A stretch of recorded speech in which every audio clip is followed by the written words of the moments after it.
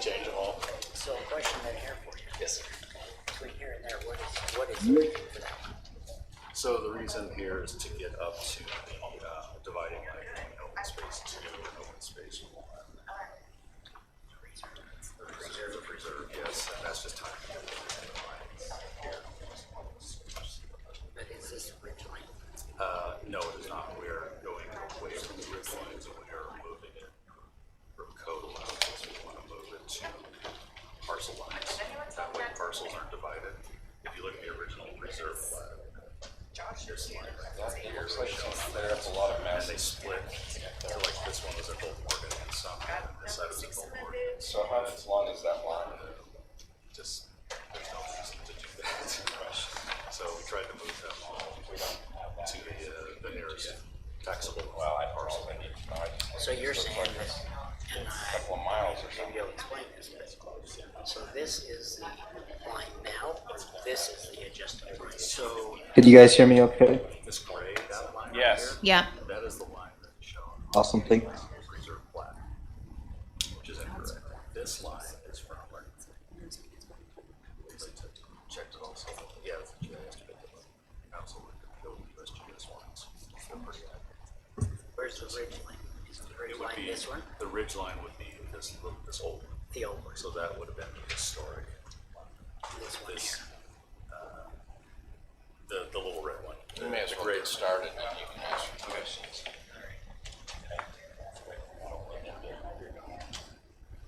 I'm Greg. Matt, let's meet you, Matt. Hello. How are you? Good, thanks. How are you? Good. Greg Walnut. You were live now. Okay, thanks for having us. Yeah. Appreciate it. Glad you came up. Appreciate the opportunity to talk about this. This is, just so you guys know, you're in a similar situation in Morgan County. Summit County, the last professional land surveyor that we had in Summit County was terminated in 1920. So we've been without a licensed land surveyor in the county for a long time. Yeah, they would, years. they would, yeah, 100 years, yeah. They would contract with different surveyors when they needed things. But otherwise, there wasn't really a surveyor looking at subdivision plats when they came in. So, and when that happens, you don't have somebody checking out where is our county line compared to where they're proposing the subdivision. So we end up with Pine Meadow Ranch being mostly in Summit County, but also over in Morgan County. And same thing in Stagecoach Estates Plat E, the one that you guys approved, mostly in Morgan County, but also went into Summit County. So the idea with this is to move the line from the historic ridge location to the closest taxation parcel line. So that's what I've done. I've looked at all the different parcels. When we first started this, we were just looking at Pine Meadow Ranch, and then after a couple of meetings, we figured we might as well keep going and fix it. So this goes from the north end of section 20, which is Pine Meadow Ranch, north end, and it goes all the way to the preserve, which is the Nighton Ranch. How many miles is that? It's in 3 sections. You know what? I don't even know. I didn't add up the length of the line, but it's a few miles. Yeah, it looks like it. Yeah. Okay, so the historic boundary is this little line, the ridge line. The Little gray. little right? red one is the historic. Oh, the red one, not the Yes, the historic. little gray one on this particular sheet is what they showed on the preserve subdivision plat. So even they got it wrong when they showed it up there. And that plat, they also had, I have the plat here, we can look at it, but they did their best at putting it in what they had. I'm sure they just digitized off of USGS maps. And it's fairly close. They diverge in a few places, but all in all, it's pretty close. But because they did that and they didn't make, I don't know why they didn't make the open space follow that line. They chose to create new lines between the 2 open spaces, open space 2 and open space 1. And that's where that magenta dark red line is, which that actually follows the boundary of the line that separates those 2 parcels. So that's where I would like to move it to, so that we have whole parcel in Summit County and a whole parcel in Morgan County, which is what the state code says. We can move the line to the nearest taxing parcel line to clean things up. So trying to get rid of the divided parcels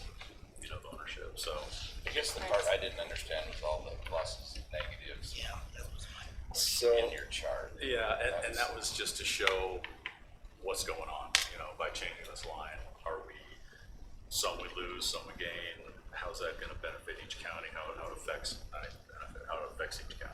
So that's what that table was. And so let's look at, find a, Follow her. that's okay. There's I an can look at it actual upside down down. here, too. I know this fairly well. This mic isn't good. Thanks. So let's look at the second page. So this is Stagecoach Estates.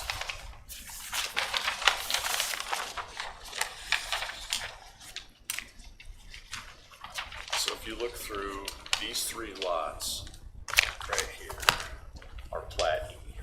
So Plat E was recorded in Morgan County. So the small hatched red line that goes up that road, that was a historic line, and actually surveyors from both counties went out in 2012 and surveyed this line, and it went to the LG's office. We all agreed that that was the ridge line. But the problem, Small hatch, right? the small red hatch, yes. Right here, correct. Correct, yeah.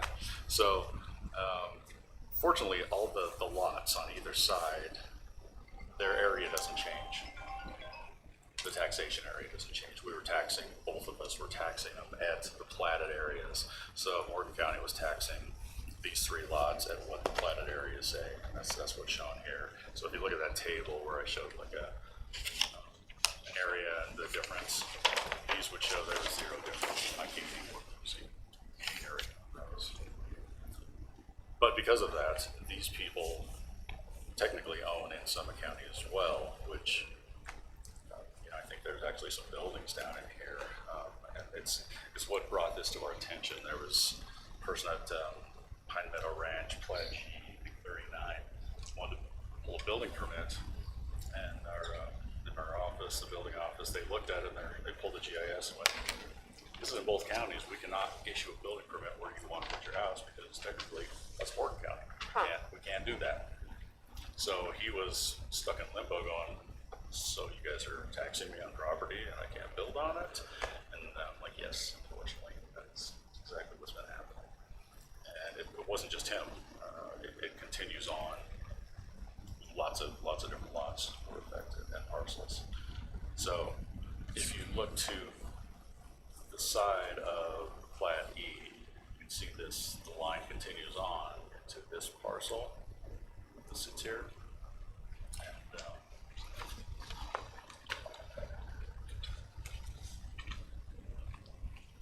that is one of the areas where the parcel that sits here, it's labeled, this one, that one actually gets bigger because he was being taxed to the county line as shown on the GIS, and we are proposing to move it to the closest taxation line, which is the northerly boundary of Stagecoach subdivision. This is Bittner. Yes. Yeah, Bittner. So all of this is called Bittner Ranch, because that's what I knew it as. Yes. Okay. Yep. Even though they've got different portions, They do. subdivisions and stuff. Yeah. Okay. Yeah. So that's why some of the parcels will gain some property and some will lose some property. Technically, they're not really gaining or losing unless we've had a survey. We really don't know how much they have. You know, it's kind of our best guess in the recorder's office when we're drawing things. We use the best information we have, but if we don't have section corners tied down, or we don't have actual surveyed information, we're just drafting from the deeds, and we calculate. At least it's easier to calculate now on a computer. We used to do it by hand and have to use a planimeter. So that was very inaccurate. But so when people think I've lost property, well, you probably didn't lose property. You probably own that much acreage. So it's a confusing thing. So then that means this, so forth. Are those all part of this, part of that? So they're gonna be doubles? No, so right now, Morgan County is taxing this lot as it is recorded, even though the lot goes over into Summit County. And where Summit County is doing the exact same thing. So in Pine Meadow Ranch, like Plat G, there's a whole bunch of them.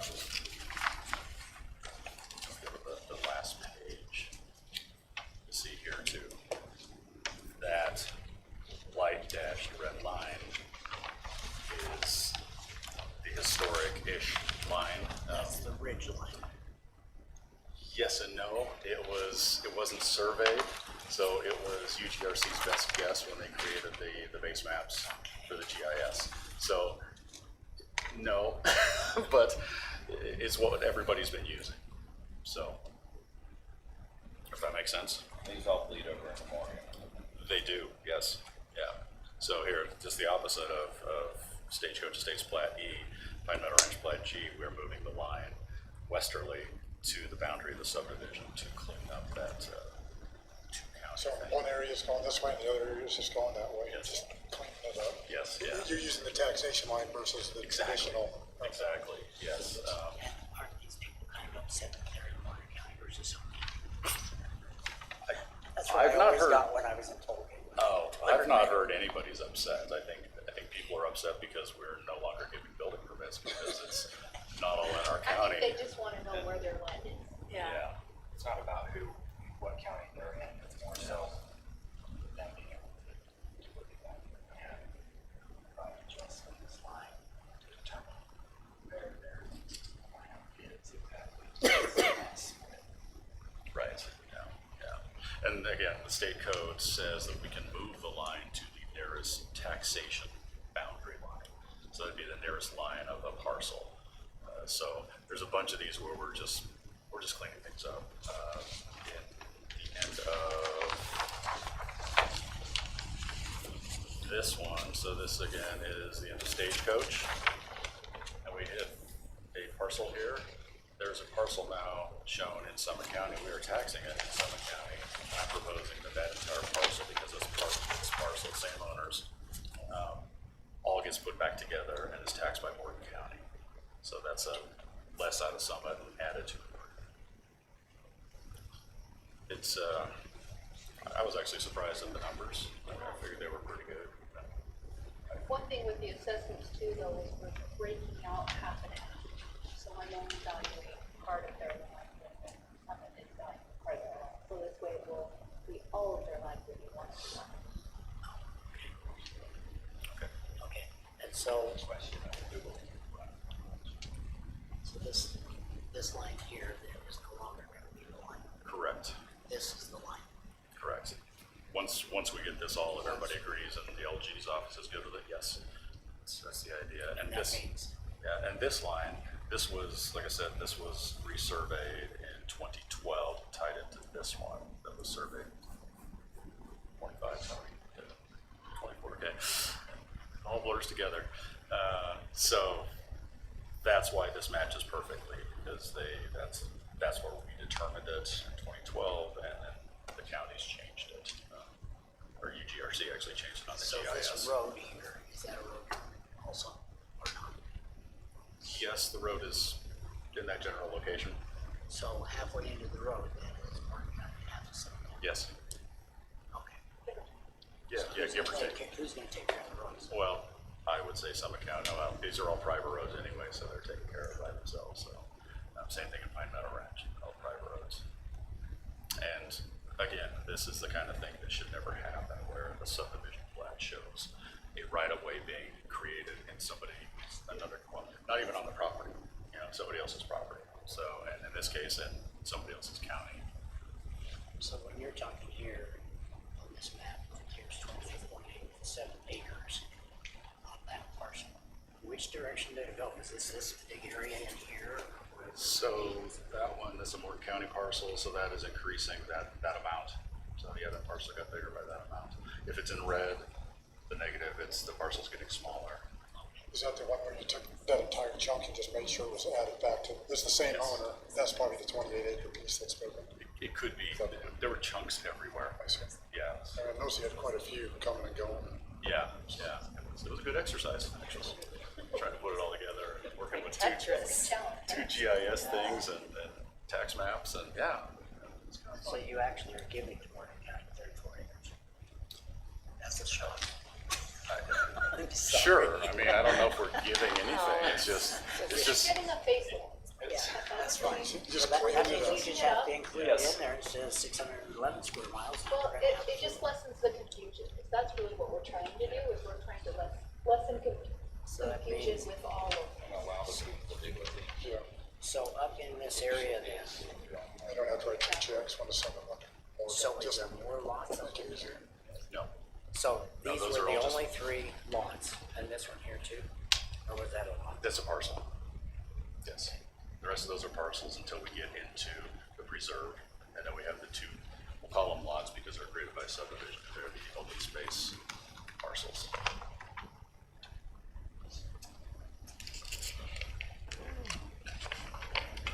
And I did 3 separate final local entity plats because I wanted to keep each plat on the same basis of airing as the original subdivision plat, to make it easier if somebody were to go out to survey, they can find it. And also in case somebody didn't like something in one of the plats, one of the areas, we could move ahead with the other ones if there was an issue and not hold up the entire project. So that's why I did 3 separate plats. So they would still use Park City or whatever as their address, correct? Because they're still getting all the services from somebody. Yes, they are. Yeah, yeah, even the lots in Save Warren us County. some money. Yeah, yeah. And is there an local agreement between the 2 counties for like emergency services? I've been like, Yes. okay, I assume that there was, I just hadn't found anything, I just looked that deep. Okay. Now I have a question on another area of this same boundary line that I told you. So what's happening there? Are there any crossovers there? In Tollgate? Well, which part of Tollgate? It's the area next to Morgan County or part of Morgan County. at the very top. I used Why to do you feel think like there Baylor. is? I think it's over there. And if they use the ridge line as the basis, back in the old days, then that means that might be something. Because I don't want Tollgate to build some issue with a permit for another area that's actually just a little over the hill. Right, so I've addressed all the lots, all the subdivision lots in both my Meadow Ranch. And then some of the parcels, which we call toll gates, into Stagecoach Reserve. So the idea was to look at, to clean up the easy ones, I guess. And then if we want to move forward in the future to clean up some other things, if you believe that there's a problem somewhere, we'll sure look into it. I didn't look beyond. I just, yeah. We are just starting at the starting line. These are the major issues that we You have know found. of and that we have people from. There's more. And as we go around the whole county, maybe we'll find more, but, So this is the, yeah, there's like 200 acres over there that we're. And we have the same issue with Wasatch, and I've been working with them too. We've been marking that entire line, and once we get up into Deer Valley, we have houses that are divided. I mean, literally through the house, it's crazy. So again, these are things that nobody really looked at. Right. It's- And I think as our technology gets more precise, I mean, Yes. they did really get 200 years ago, but now the GPS, everything else, it's like, we're gonna find this all over the state, counties, and, so cleaning it up, I mean, And they were amazing 200 years ago. Yeah. It shocks me when, Their chains were really I good. still don't understand how they did it going all, over but they did. lots. yeah, they did it, they cared. I think that was a big difference between now and then. They actually cared. Took pride in what they were doing and trying to make it precise. Yes, yeah, It's kind of like, the old stump isn't there anymore. right.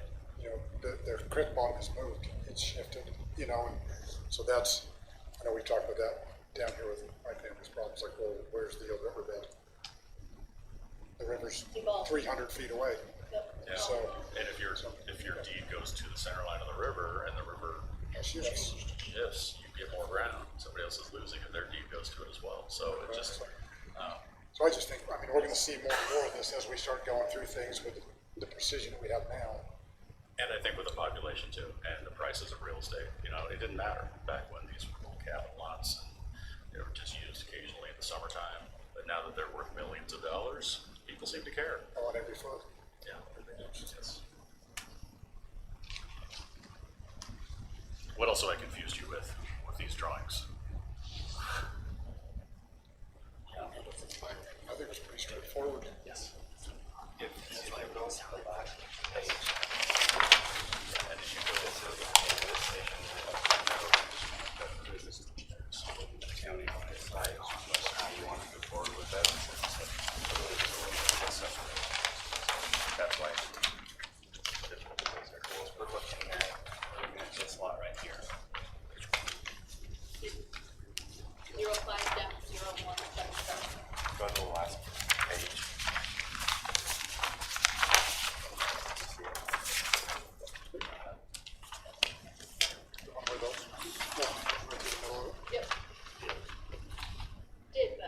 Yes. So, sorry, just looking at this right here. So this is the one that we've had quite a bit of issue with, Janelle's kind of dealt with as well. So this one is the one that's in appeal. In 24, they have not paid any taxes. In 25, And we placed the improvement on our side too. so right now, what's needed is going to happen. This is one that we get on through Suffolk County. However, in 24, they did not pay taxes. In 25, they paid $619.25 for the land value. And that's what they're appealing. They're applying the improvement. And which totals out to $2,280 for 25. And that's for our county, or because that looks like it's. So when we were doing, going through and we were looking at it, we noticed that the house, which is a cabin, but we were evaluating that, that we were not evaluating the land. So in 24 is when we decided that we were going to put market on the improvement. So what are they appealing? There's improvement on it. They're appealing, saying that they've been in Summit County and they want to Summit County taxes, and that it is in Summit County. So that was where some of this confusion and frustration came, is because half of it, the agreement that was made with the previous Are they higher assessor. taxes in Summit County? Yeah, we are. They're the ones that were like, no, we do not live in Milwaukee, we are Summit County. Yeah. So, That was so that. with this, Okay. what happened was we were splitting it, there was an agreement that half of the land would be valued in Orange County and half of the land would be in Summit County. But then Summit was also valuing the improvement. So in 24, it was almost like they were being, in their eyes, being double assessed. But it's because we were saying that the home was actually on Morgan County, and we needed to pay it in Morgan County. So that's what happened. They didn't actually, with the appeal, they did a county appeal for 24, and that wasn't taken care of. We went to, now they're going to 25 value, and they're going to the state. So they actually pay their taxes, but to Summit. So they did not They pay did pay taxes. their taxes to some, But they also, 25, they paid the the land, land value. which they have been historically paying the land value.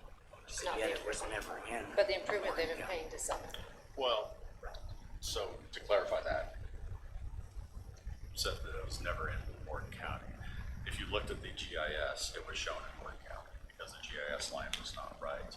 So this line that is shown on here was actually surveyed, and they determined, I was telling you before, they did a topo survey to find the actual ridge. We went out and looked at that. It's definitely behind the house. The house is east of it. So I took, that was Greg Ferrari was a surveyor that did that, and I took his survey that he had done and the boundary adjustment here for this one that was done in 2015 and merged those together. And the idea being the one in 2015 of this parcel here, that's already been formalized with the state, but I didn't want to have little gaps in the line. I just wanted to do a legal description that you could follow all the way through from one end to the other. So that's what I've done. So this part actually is the ridge line. So this does follow the historic ridge. The problem was it was shown incorrectly, determined incorrectly, wherever you want to look at it on the GIS, and that's what we all look at, right? Everybody looks at the GIS, and so it was obvious on the GIS that the house was in Morton County. Unfortunately, it wasn't, but until the, and then comes the. So what's the decision? So our decisioning factor is for 24 and 25, what do we do with those taxes? Do we abate them? Do we write them off?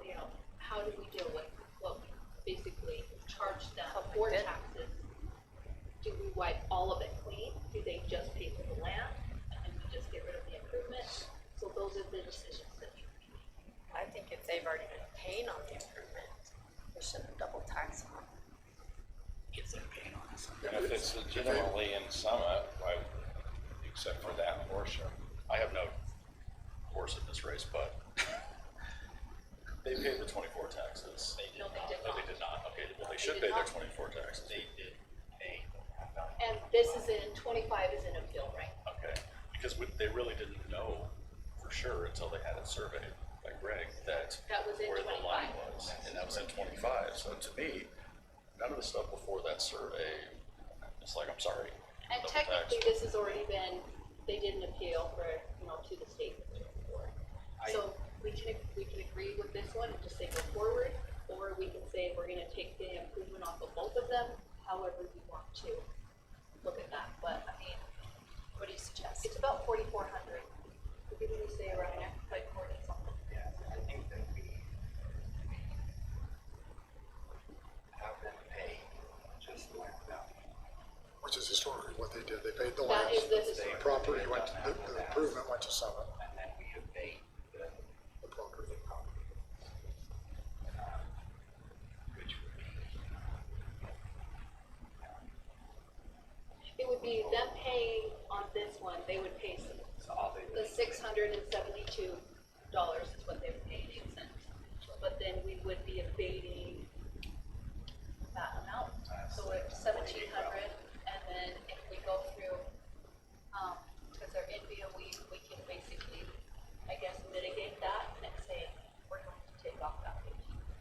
So But it would be like 37. But they did pay that 17 and that whatever, they did pay it to Summit. They If have, they didn't, then no. but we can pull some of this tax on the city. Because I'm just looking historically, if historically we got the land, Summit got the structure.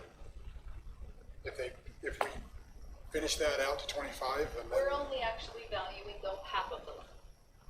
because we only took the part that was in our, and that's what I'm saying, if we follow historical, and then now we've moved the line and we've got it straight up, and then we just call it a day. I think that's what you're saying, is like, Yeah.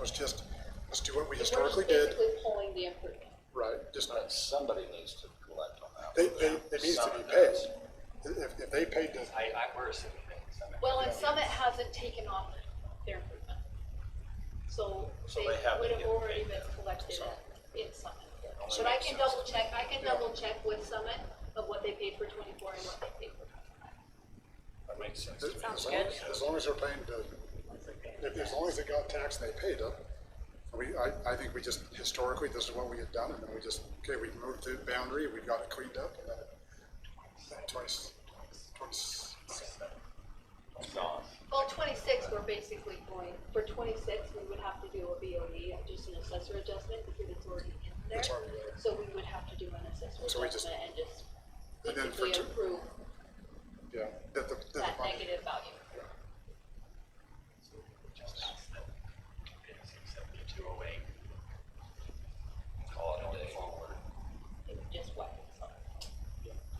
that's what I think. Yeah. Is that what, that's what you guys were saying, is just, yeah, I think just make it easy. Clear as mud. Yeah. Okay, so in the future then,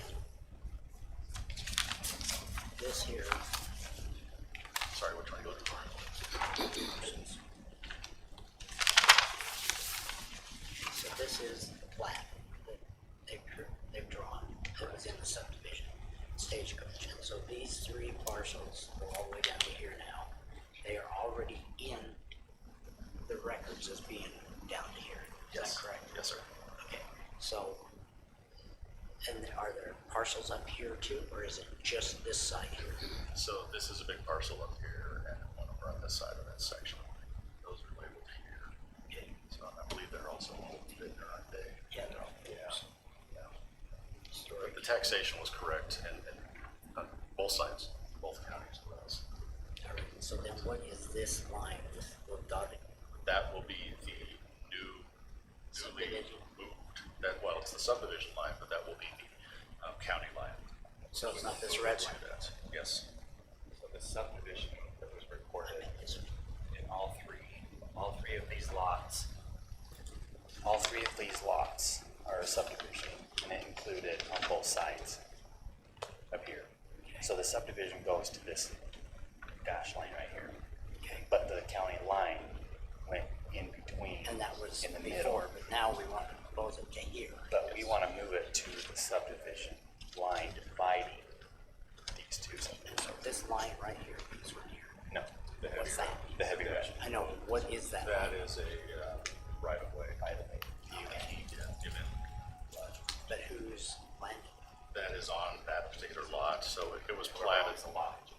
it is part of that lot. Yes, And so their lots now will go up to the Morgan County line yes, on either way. yes. Okay. All right. But on the right, we're taking it to the side, which is where that dash line is. Yes. As much fun as it is talking about all the taxes and stuff, I don't wanna do this on every single lot. God, this is a lot of work. Oh my gosh. This is When only you have, love it. when you have to learn 4 departments, Right. 4 departments. I'm just trying to, this is only come on this lot because it's, Yes.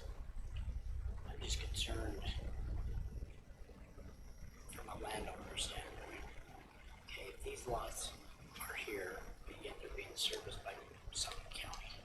No, it's all private, correct? And they've all got private wells. Roads and are they've got private, everything. they've got private roads that are on sometimes. But the emergency services would be It's some counties. county.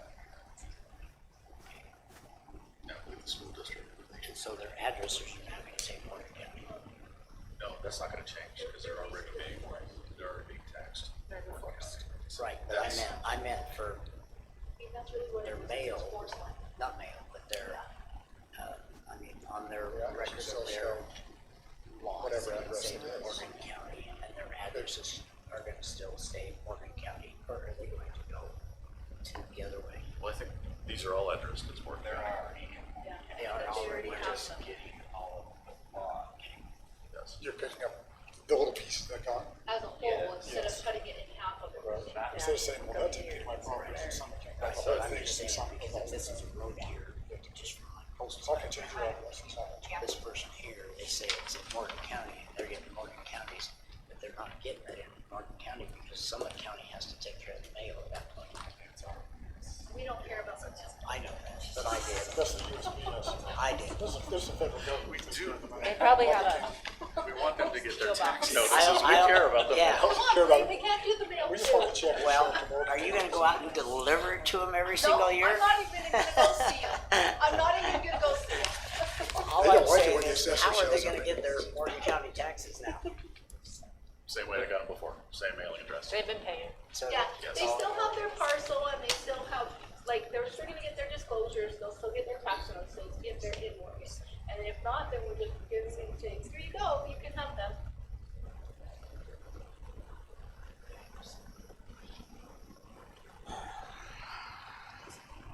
You guys have done amazing work. It's, thank you. This is a problem that It's everywhere. was created, just, we all created it, both counties approving things, just without knowing, it's like, really nobody to blame. I blame the original surveyors that platted these subdivisions, because they didn't follow the historic line. And if you look at some of the subdivision plats, they actually would show Morgan County, Summit County on the boundary of the subdivision. It wasn't even close to They just went right through there and so, anyways. so as, legislative body, it's like, well, that's what it says, so that's what it is, and it wasn't the case. But we can fix it. We'll give them a C plus, now we're just trying to clean it up. C plus for They effort. still passed because they did it, right? They did the assignment. We just can color inside the lines. I would say They failed it. they never gave me C plus. yeah. That's because you were being stayed. Except in some cases. That's what it is. Oh, I think I had teachers like that too. They're like, just forget Just the to C, get rid of just them. pass fail, Oh, right? trust me, I you did go, too. man. Yeah, just let them go. I did too.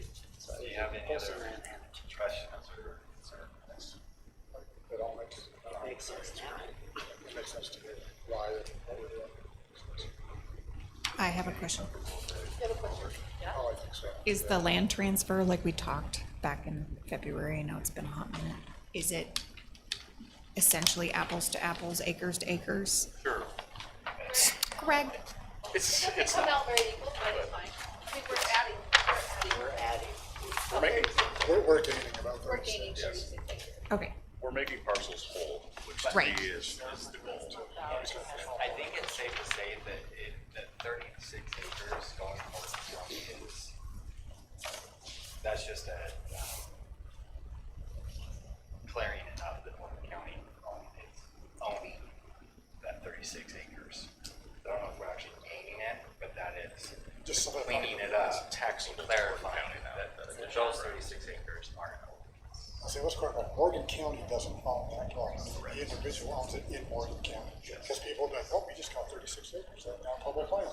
Where's the trail? Where do we go hunting? No, it's just taxable, additional taxable ground for the county. And we gave up a little, not much, so I was okay with those We're numbers. gaining improvement. Gain friends. Sean and I are way closer now than we ever were. It is. Well, we have to do something hard, it makes people all better, right? The rocks you're throwing are getting smaller, so that's good. They are. That's good.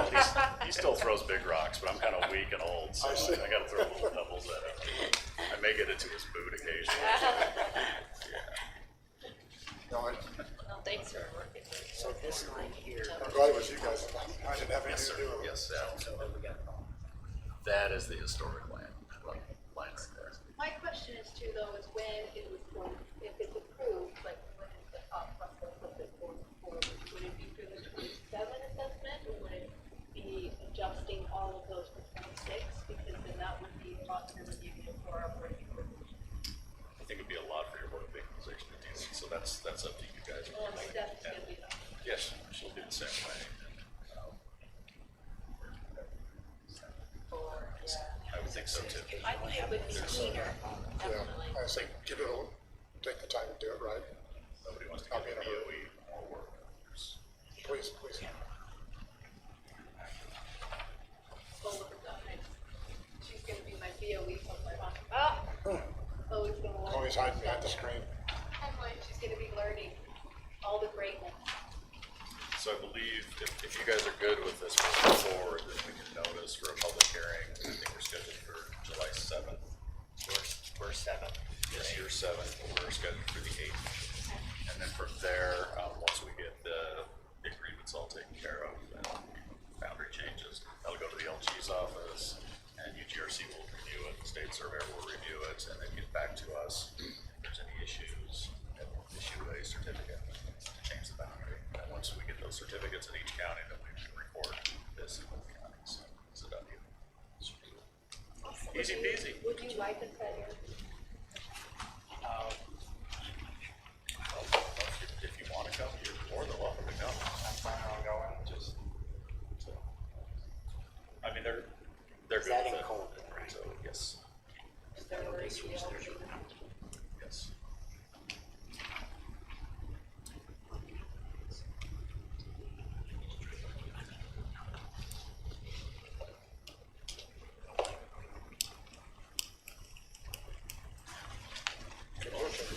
Thank you all, I appreciate it. Appreciate the input, you know. I will get.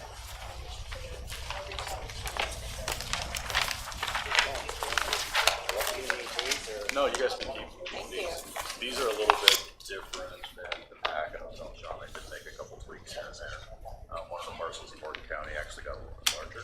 When I figured they had a survey, so I got that survey data and it increased a couple acres. Yeah, So that increased for them and for us. yeah, and again, did it really increase?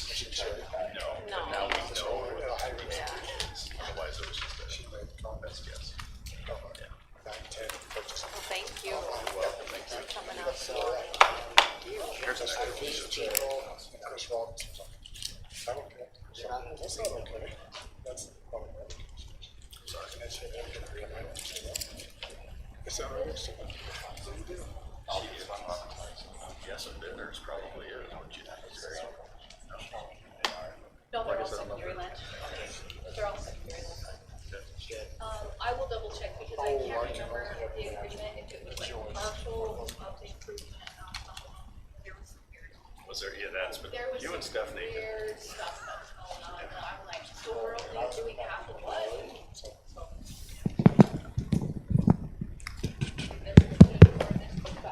Thank you. Good. Well, if you have any questions, feel free to contact me. So you guys, so your commission meetings are all. Yes. They're on Wednesdays. And well, say, we alternate back and forth from Idaho Basin. Bring up Jobs area.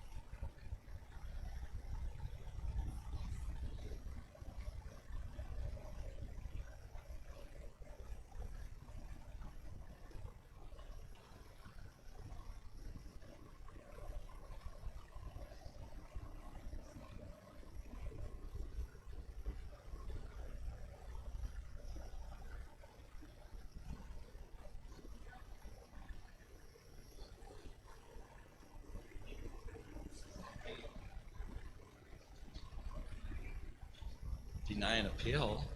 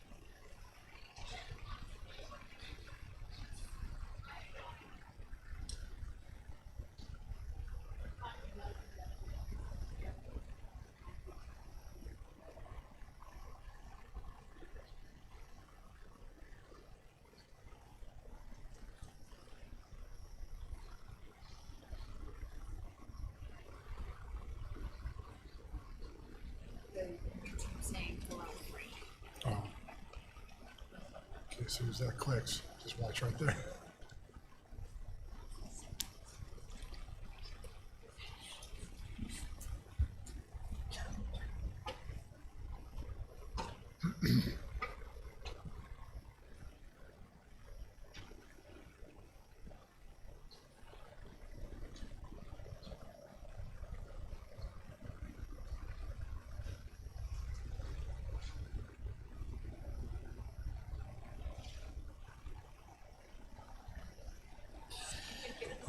Thank you. Okay, we're going to go ahead and get started. We finished our work session a little early. Had a little break. Appreciate everyone to be here, both online and here in person. We're going to start our meeting by having a invocation and pledge of allegiance led by Commissioner Blocker.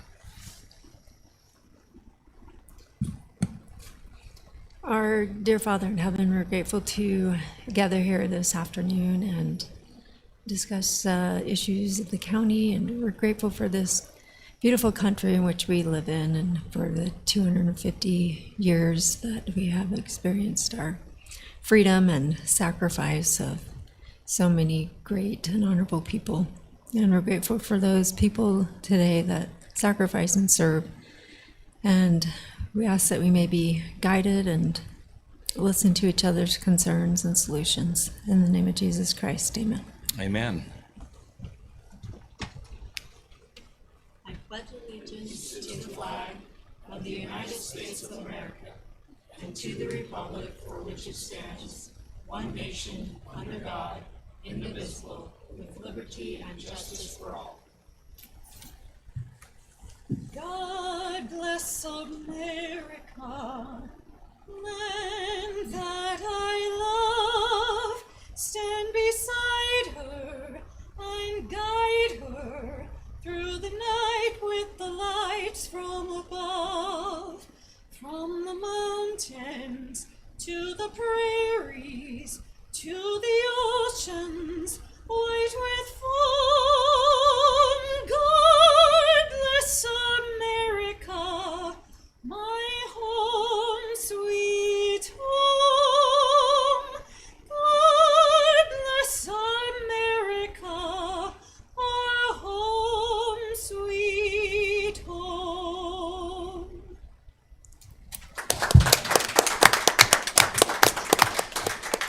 Gave me the chills like Yeah.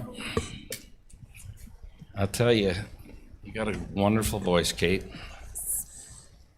Makes you proud to be an American. Thank you very much. Okay, I know some of you have called me on some consent agenda items. Is everybody, I'm assuming, has been able to go over them? Mike, are you on with us? Just wanted to make sure. He is. I need to remove 4 and 6 I at am. least Yeah, into can you hear me action. okay? We can. Okay, removing 4 and 6. To the action item, Yes, please. Steve? That's what I need. Okay. Any others? Mr. Chair, I move that we remove items 4 and 6 from consent agenda and move them to the action items. I'll second it. Okay, I have a motion by Commissioner Nickerson and a second by Commissioner Blocker. All in favor? Aye. Are there any opposed? Okay, motion carries. Okay, we'll just start on the declaration first, declaration of conflict of interest. Is there any tonight? No. Mike? We need to- No, sir. Did you approve consent? No. Mr. Chair, I move that we approve the consent agenda items 1, 2, 3, 5, 7, 8, 9, and 10. I'll second. I have a motion by Commissioner Nickerson and a second by Commissioner Blocker to approve the remaining consent agenda items. All in favor? Aye. Any opposed? Aye. Mike, did you hear me on the declarations of conflict of interest? I did. I Okay. have none. Thank you. Okay. Okay, we'll call this E4BA. We have public comment. Oh, I'm sorry. Okay. Do we have anyone that would like to share any public comments? Okay, seeing none, we will go to 4. So Sean? Hang on. I'm sorry, what? Did you want to discuss 4 and 6? Yes, but we have presentations. Oh, okay. Sean? Sean, the images you sent me earlier today, is that for your second presentation? Okay, thank you. All right, good evening. So I just wanted to I won't take too much time on these, but I kind of just wanted to at least kind of show you what we've been up to the last few months. So in May 4th through the 8th, we were asked to present in Kanab for the UJIC conference. We were asked to present on how the county has gotten where they are today, how we have transformed where our maps were into what they are now. The lady in the middle of us, of me and Charles Phillips, our GIS specialist, she is with ProWest. She has been our backbone in this whole process, helping us with this whole mapping environment, helping us transition into the new path for the county. You can go ahead and go to the next slide. So with them asking us to present here, we wanted to take this opportunity to really show them where we were and how we are or where we are today in the county. So we thought that it would be a good title to name it From Chaos to Confidence. I think that is a safe title to call it, because I think everybody is aware of where the county was when it comes to our mapping side of things. I'll go to the next one. So it was also including a bunch of information of Morgan County, and also sitting down in front of a lot of people. We're standing in front of other counties who Morgan County has called and asked for help, called and asked, how are you doing what you're doing? How can Morgan County get where you're going? And now it was switched, and Morgan County was sitting in front of other counties, and those counties were asking Morgan County, how are you doing it? So I think that's a huge step forward for the county. And then it kind of goes into the beginning, kind of telling them from start to finish how we got it started, all the preparing, the research, the convincing, the asking. If it wasn't for you commissioners, we wouldn't be here where we are today. So a big thank you to you for trusting us and allowing us to move on with this project and get the county where it needs to be. A lot of you have seen this information already. We put this into a presentation to show the other counties and then everybody at UJIC. And then go ahead and go to the next. And then showing them, so on the last slide it was the discrepancy points, showing them how many errors we found in Morgan County when we went through this process. And then digitizing, and then how do we fix the errors.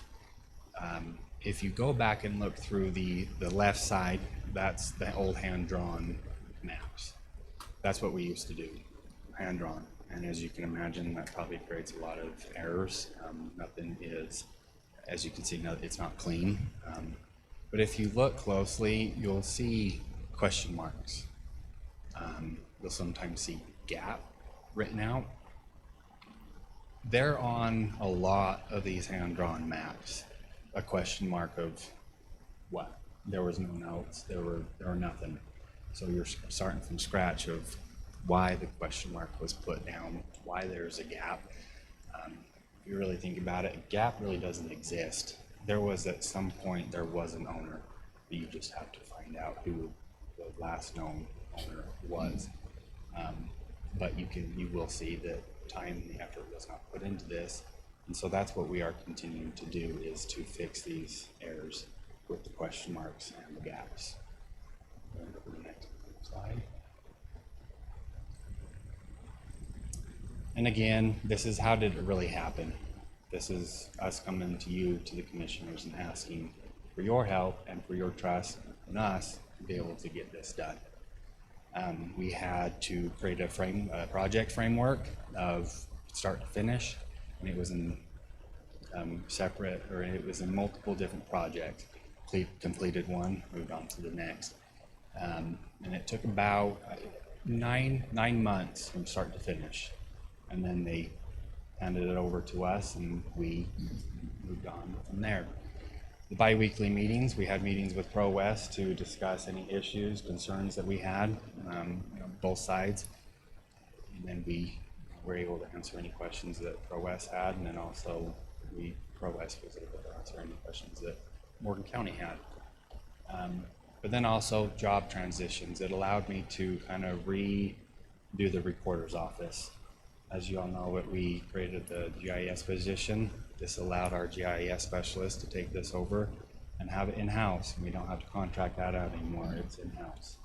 And so this has opened up job positions, but also to benefit the county. Next slide.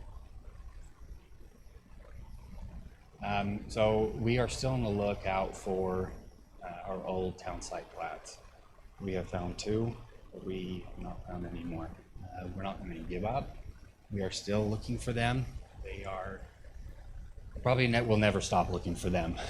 They are what started this county, and whether we have to start piecing them together, we'll start doing that. But we won't stop looking for them. This also involves river description. So as we were going through and reparceling the whole county, as you can imagine, along the riverbed doesn't stay where it was originally at. So the descriptions move with the river. And so we had a lot of issues in that area trying to figure out where everything was. You go from hand-drawn to digital, things change. So there was a big, a lot of research going into along the riverbeds for this. Go ahead and go to the next slide. What's next? County's growing. We have a lot of projects going on, and with this new software with Pro West, and then we have finished installing the enterprise licensing, which involves more licenses in the county. So just not one user that can edit. We have multiple now, but also this opens up a lot more doors for the county, allowing us to move into these projects that we want to go into. It'll also help us identify any errors within the county, helping with the gaps, helping with the question marks.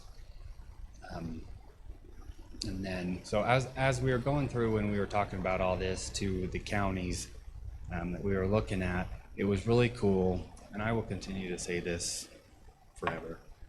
It was really cool to be able to sit there in front of the other counties and tell them how we did this.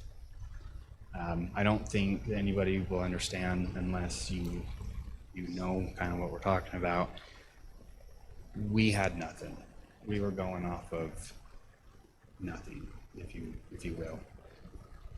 This, in the last year and a half, we have transformed the recorder's office, the GIS department, into something huge, something that the county has never been to. And this is for the people, giving the people back what they deserve, being able to research online, being able to get this on our map, being able to get PDFs online, and being able to download them right from their home. And also these are so currently we're updating every week, every Monday. We will transition to every day, and then we will eventually transition to every hour instantly. So that's something to look forward to, that it will be, anytime there's an update, it will be immediately updated. That is it. Any questions? No, thank you though. I'd just like to say I think in our work session, we saw what the GIS is capable of with our neighboring county, but as somebody that watched this kind of happen with my family's property, and what a huge asset it is to help clarify those boundaries between neighbors, where it is, because they've been dealing with some kind of a mess down there. But versus the old hand-drawn maps to what this is, it really kind of legitimizes. Our tools are now more precise. So, I mean, just kind of watching what they've had to go through, it's been, the recorder's office has been a huge asset to that family to help them get things fixed up. So I do appreciate all your hard work on that one. And I'm sure that's just one of many that you'll be helping. So thank you. Sean, where do you look for the town site plats? We have looked, I would like to say everywhere, but I know that that's not really it. We have we've contacted Washington to look in their archives. We've contacted archive in Denver. There's a few other ones that are out of state that we've contacted, and they're currently doing research for us to try and find them. We've contacted other counties to see if they know of them or know of who we can contact. We've contacted a few surveyors that have worked in the county for quite a while. We get a lead, and then we get to that point, and then we come to a stop, and then we find another one, and we kind of just keep going. I am hopeful, but it's a long process. Tina might have them. She's got everything. She's hiding them in her basement. See, they're in somebody's closet somewhere. So what would those, I mean, just for my knowledge, like what would that do for the county when you find those? You found two. As you start finding them, what does that do? So they're the old town site plats. So you have, I don't have the list. You have Croydon, you have Morgan City, which we have. You have Porterville, you have Peterson, and you have Stoddard, Milton, Enterprise. Those are their own towns a long time ago, and they're in lot blocks. So we're missing a lot. All right. So it's the original drawn up version of those little areas. Okay. Have we tried to contact some of the families that were here back then and see if they have any records of it? No, contact information, I mean, if we have anything, we have an email. But I mean, I don't want to go out bugging the public, trying to find these, but Might be worth throwing on our website though, and asking. Somebody might have them thinking they just have a family heirloom, but. Yeah. yes, that is very good. You can go to that. Certainly wouldn't hurt, So then I might have them as a placemat or something underneath the dinner table. Good. Never know. Or they might have them in their Holy Bible or something. It could be in any of them. Could be a Bible that they have a record of it. I mean, I don't know if it's good enough to even look at maybe some of the, not just the original surveyors, but some of the surveyors would be one. Francis is the biggest one. You may want to look into that. We for sure will. I mean, I can ask. Okay. Yeah, anything that will help, we're definitely willing to talk to whoever we need to talk to. So, thank you. Good. Thank you. Okay. move on to the Thanks, next. yep, you've Okay. got a presentation now. You'll be hearing from me for a while. Okay, so as a lot of you know, we here in Morgan County, the Recorder's Office, we hosted the Recorder's Summer Conference here in Morgan County. It was awesome. It has never been hosted here in Morgan County before. We got some pictures up here that Kate will kind of just go through as talking about it. So it was the 9th through the 12th, Tuesday through Friday. We had 4 different locations. So we started in the commission room in here, and then we moved over to the fire station, and we set it up in the bay, which we would have a picture up here we could show you. Then we moved to East Canyon Lodge, which is up there now. And then on Friday, we moved over to the school district conference room. It was really cool. The whole point in having it here is to get everybody here to be a part in Morgan County and really see what Morgan County is about. a lot of people thought that it did not think that it was as big as it was. Did not think that there was as much here in Morgan County. So it was really cool to be able to have 4 different locations and to be able to take them and have them experience Morgan County. With that, we had a lot of support. We had the Morgan School District give us a bus, and they took us. We did a tour up to the cement plant. They transported us up from here to the cement plant, which was really cool. And we had all but 3 counties here, and that was a huge turnout. That's a big deal. We had SOS sponsor. We had a lot of support from the community, but we also involved the community. We had used the restaurants here to cater, have lunch, breakfast, just a list of things, people that here in Morgan County. We had Larry's to Go, we had the Milk Barn Creamery, Burt Boys Barbecue, Bingham's Custom Meats, Morgan Pert, Deb's, Lee's, SOS, and the Morgan Grace Church. And every one of these either played a part in giving us lunch or giving us something from their business to give away in a drawing, giving them the support that they should get, but also showing all 29 counties what's here in Morgan County. And so with that, we had a lot of support. We had a lot of turnout. Not only did we have just the reporters come, we had their deputies come. We also had UAC there. We had the representative here. And a lot of people enjoyed Morgan County. So thank you for letting us host it here. It was great, and it was an opportunity it was a great opportunity to have been here. So thank you. That's awesome. Thank you. I still like calling it recorder camp. Reporter thing. Thanks, Sean. All right, now we'll go to 4FA, we'll call it. So there was a clarification made, that the seat that Chance McMillan vacated is actually not Commissioner Fackrell's. We did, update the website this morning, so it is, Commissioner Wilson's seat, so it does represent, let me correct that. Stoddard and Milton. So if there's anyone interested in applying for the vacated planning commission seat that is a current resident of Stoddard or Milton, you can reach out to, I really suck today. Okay.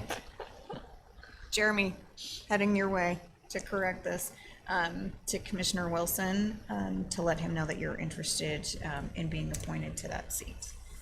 So that was correction number 1 on that, notice. If I can ask a favor, and that would be if you guys could please read the packet before the day of and let me know if I messed anything up. That would make me very, very happy. So that's correction number 1 is I will correct that posting on the website.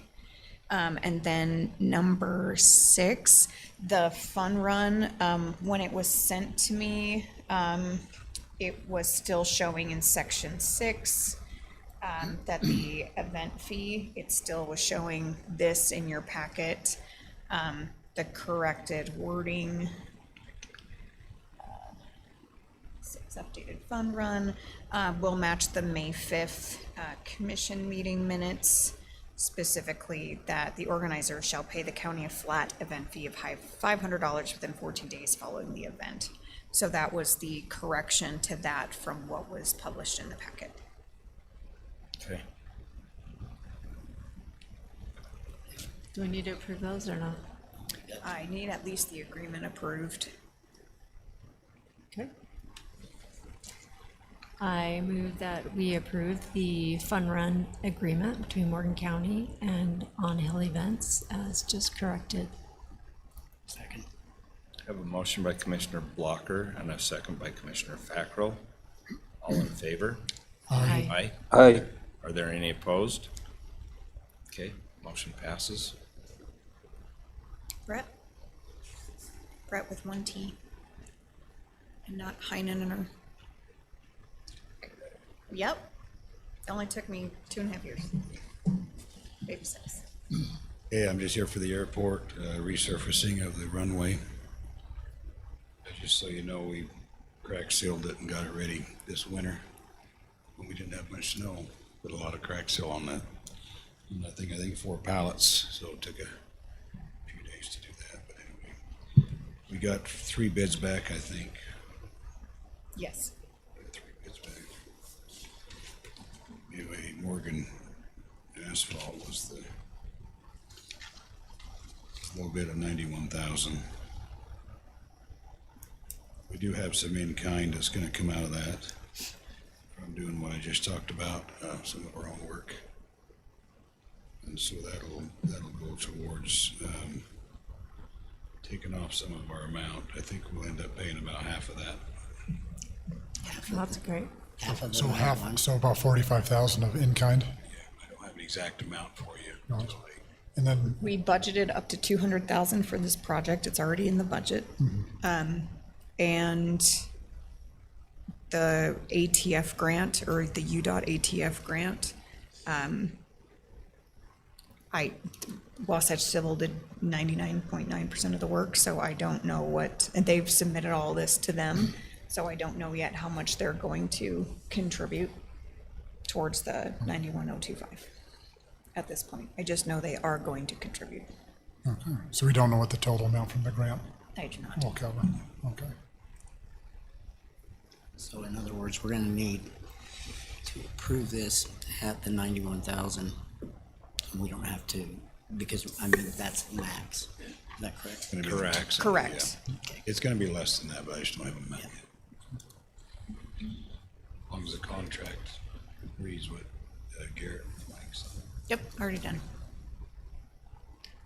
Mr. Chair, I move that we approve the, let's see, what is that?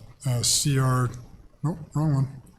Looking at the wrong line there. I move that we approve and award the airport overlay, asphalt overlay to Morgan Pavement for the maximum amount of $91,025.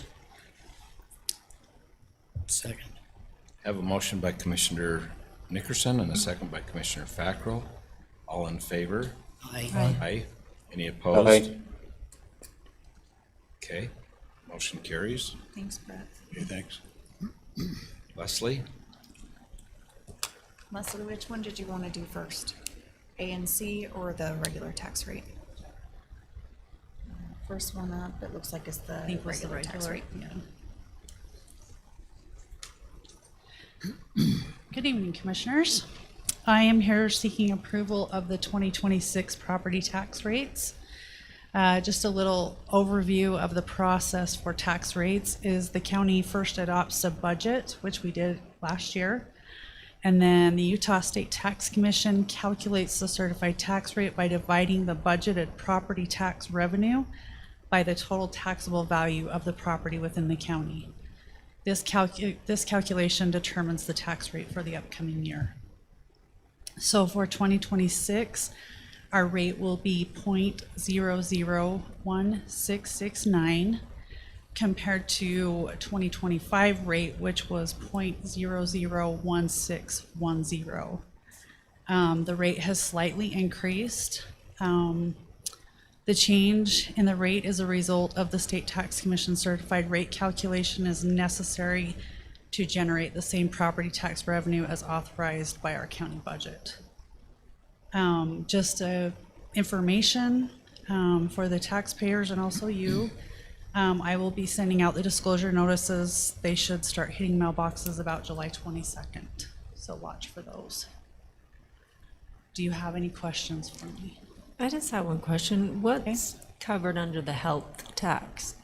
That's what we pay for our health department and Weaver Weaver Human Morgan. Services. So you'll remember that has doubled Yeah, that, from FY 25 to 26. Okay, thanks. And of course, I'd like Janelle to come up and talk to us about how it's all figured and why it's gone up. He just like you, yeah. So one thing that you probably need to remember is I do assessment, not taxes. I know that. So we have done some reconfiguration. We are growing as a county. Just for, I guess, factual information is last year, the assessment value that was taxable was almost $3.1 billion is what we came out last year for 2025. And this year we're actually coming in more, it's actually 3.451 billion. So we have raised about $400 million in taxable value. But with the reconfiguration, we actually went through and we refined a lot of the WPR. We have to remember that Wasatch Peaks Ranch value is now about 1/3 of our county. And so when we make adjustments or changes, things like that, there is going to be some changes. So it ended up to be actually a negative reappraisal, about 44 million. And then we still have a new growth value of 403 million. So with that, with the numbers and the factual information that we get from that, we don't, as the assessor, we don't, I don't go through and say what we have as new growth. I don't know what's coming out. We try to assess and make sure that we're capturing everything that we can, and that's exactly what we do. So with that, when Leslie and I were trying to figure out numbers and seeing where they all came out, it ends up to be, so in 2025, when that big jump that we had between $300 and $700, if people will look at their tax notices for 25, there is about between a $300 and $700 value that you got discounted off of your taxes from the year previous. And this year, it kind of leveled itself out with market values are starting to kind of subside, kind of getting, which I would call more of a healthy market. 3 to 6 months that people are actually selling their homes instead of the aggressive behavior that we've been having over the last 5 years, and people were selling within 1 day. So we are getting to be a healthier market, which is more substantial to look at. And so we're seeing that we kind of evened ourselves out that way. So it ends up to be about $40 more taxes that you would pay from 2025 value to 2026. Average. So on average. So we just kind of did an average space of 9,000 parcels that we have, what that will be. Now you have to remember that there is subsidizing as well, because we have people on Greenbelt, and then we have other people that are on non-primary. So some of the non-primary pay more, and on Greenbelt they'll pay a little less. So that's just kindergarten math, trying to make sure where we're at as a county. So we are still growing as a county, and we still have a larger tax base. And as our large tax base that's growing in WPR is starting to become more established, we will see that changes going forward. So can you explain that a little bit to our constituents about WPR? Which part do you want me to talk about? Well, I'd like you to talk about all our constituents obviously say to us, hold it. Our taxes should be lower, yeah, right? We were promised. That comment? Okay, our taxes should be lower.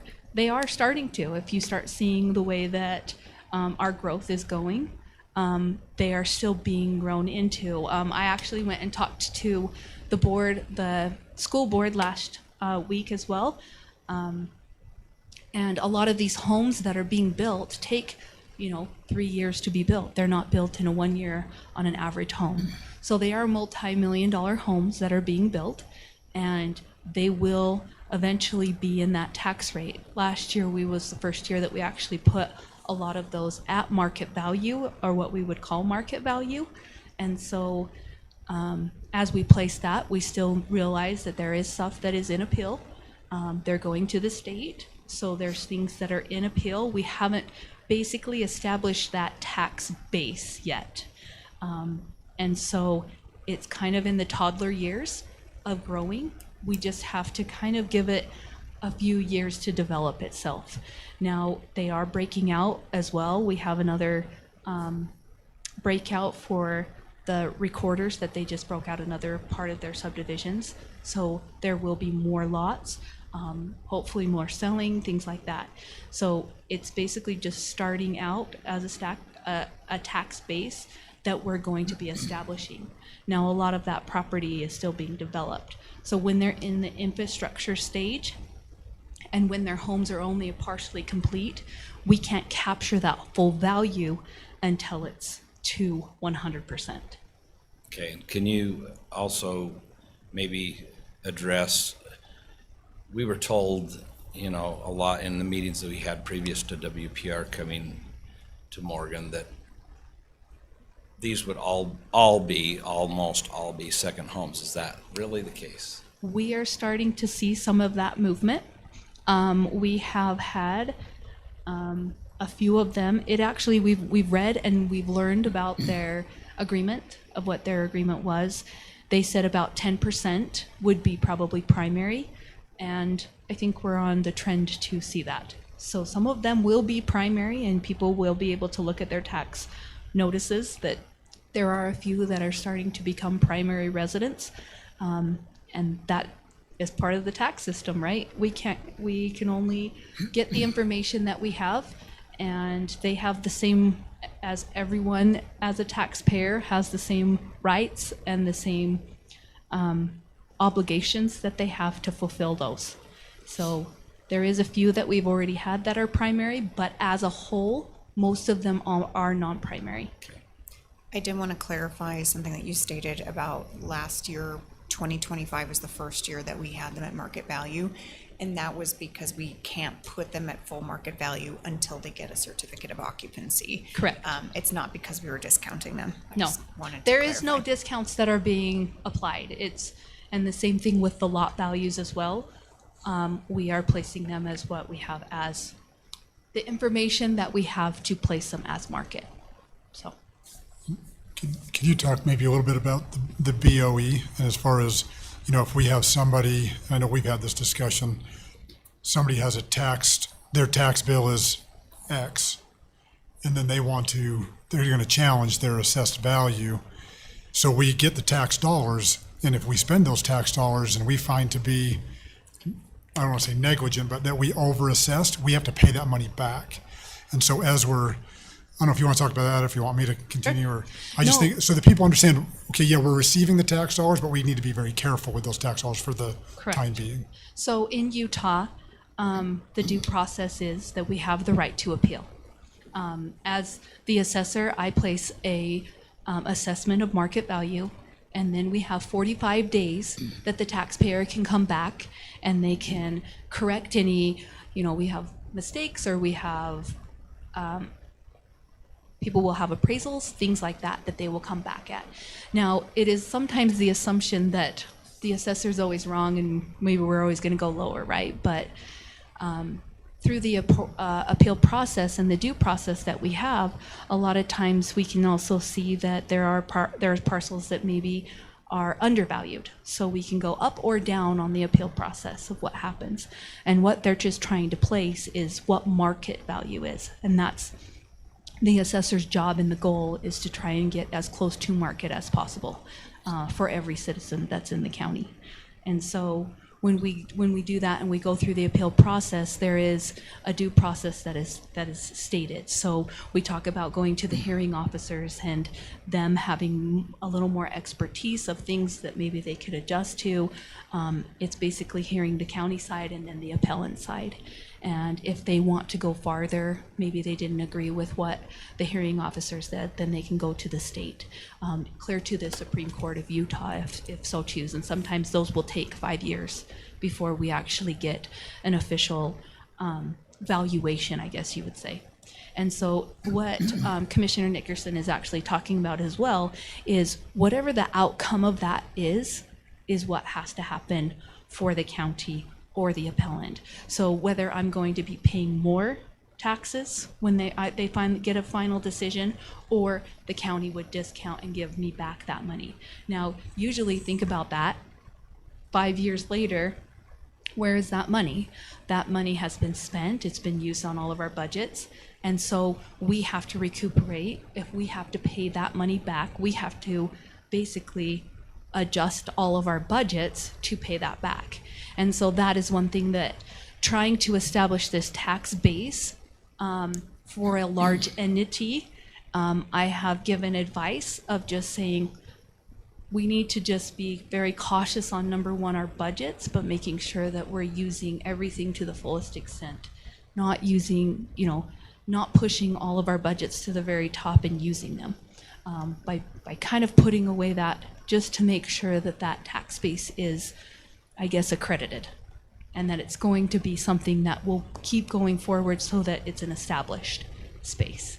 So, and that's really what we're playing with right now with Wasatch Peaks, because it's a large entity that it's all this new money in so many ways. And we need to be cautious on where that money is actually going and how, I guess, we are being, with the expertises that we have, and how we're budgeting that and how we're using that money properly, because we don't know what's going to happen with it yet. Okay. Is that helpful? No, I think that's great for the people to understand, like when they ask, where's that money? It's like, it's a fine line. I think, if you think about what each of us pays in our property taxes every year, multiply that by 5 years. Yeah. Now let's look at the value of those properties up on Wasatch Peaks, multiply that by 5 years. And if we find to be in the wrong a little bit, that could cost us millions that we have to pay back. Yep. Not just $5,000, but it could be millions. And I wanted people to hear that from the person that's in the trenches. I mean, the meetings that we've had and talked about, I mean, I'm glad I'm not in your shoes having to figure this spot out. And I think you've done a great job. I mean, you've reached across the state, across the country, trying to find like properties so that you can assess. And I think you've done a great job. But I think we do need to tread lightly so that hopefully if they do go all the way to the state and the Supreme Court, that they find that they were undercharged. I'd rather find that than we have to pay back a lot of money. And I think another thing that needs to be discussed is we are trying to be as fair and equitable to everyone.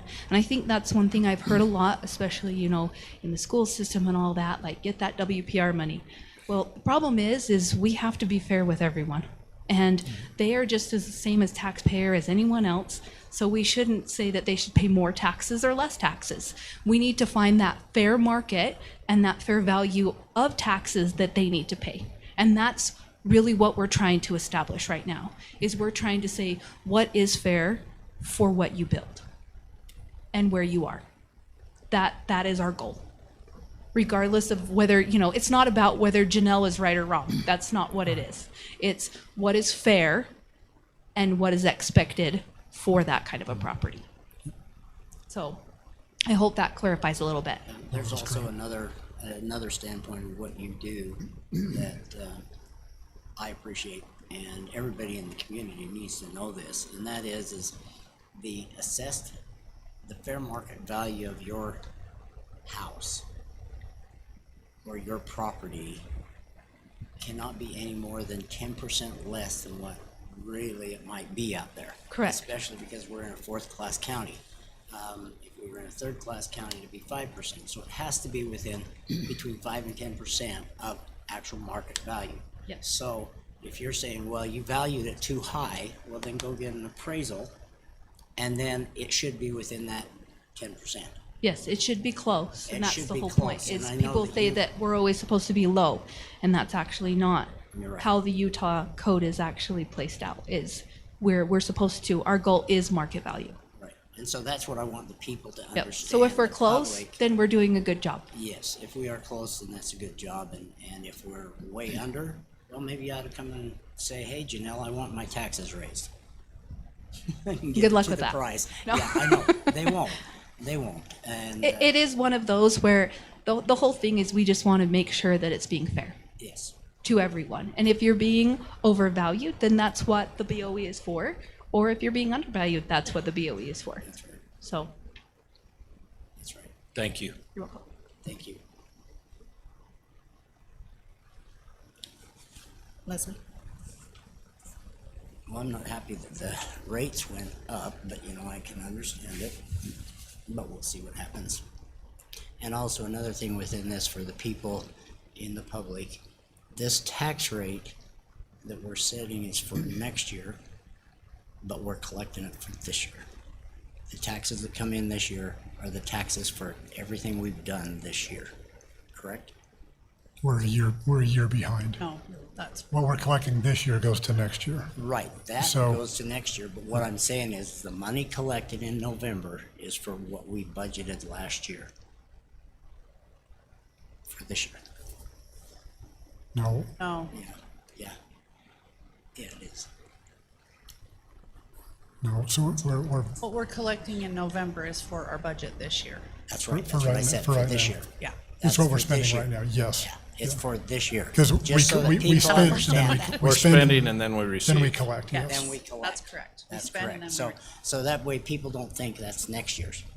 Yeah. is That's what why I'm I saying. start panicking when our revenues aren't where they should be and we're spending. No, So you've got two different resolution numbers. You've got CR 2623, which will be the Morgan County tax rates, and then you've got CR 2624, which is the assessing and collecting. So you've got two different motions if you would do two separate why motions. do we have to have the two different ones? Two different entities.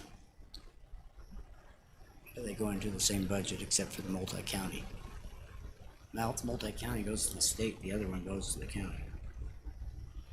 That's how Which they're is why there's So two. it's okay. It's No. two entities. No, there's the county assessing and collecting goes to the county, the multi-county assessing goes to the Which has not state. been sent yet. That the state does that. You don't get to approve that one. Well, we're approving it. Not the multi-county, you're not. Right That hasn't here. even been figured That's, yet. it literally says county. Okay. Okay, so we do have two CR numbers, so Two separate motions or one motion with both? Either way, just so you get both of them.